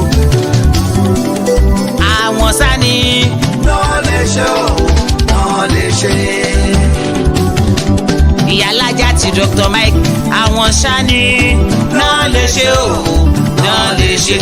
Ọ̀rọ̀ lórí ìgbéyàwó àwọn ni o, lórí ọ̀rọ̀ ilẹ̀ Yorùbá àwọn ni o, lórí ọ̀rọ̀ orílẹ̀-èdè Nàìjíríà àwọn ni o, lórí ohun tó ń trendy lágbàáyé àwọn ni o. Ìyálájé àti Dr. Mike ló ní kẹ́ máa bọ̀. Ẹ máa bọ̀. Ẹ jẹ́ ká jọ bọ̀. Ẹ̀yin ará mi ẹ jẹ́ ká bọ̀.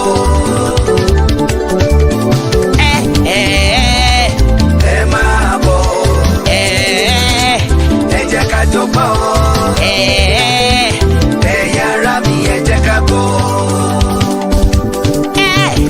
Bàmí Moses Abíọ́dún Òjó ló ní wípé ẹ jẹ́ ká yọ̀ o, ẹ mú kalẹ̀ sílẹ̀, ẹ wá gbọ́ wa o. Ọ̀rọ̀ tó dáńtọ́, ọ̀rọ̀ tó kún, ọ̀rọ̀ tó mọ́pọlọ wá, tó mú làákà ìdání. Ẹ mú kalẹ̀ sílẹ̀, jẹ́ ká jọ gbọ́. Dr. Moses Abíọ́dún ọmọ wọn ní Ìgbàjọ. Òjó òjó òjó òjó òjó òjó orí lù ó, òjó òjó òjó ọlọ́pọ̀lọpọ̀.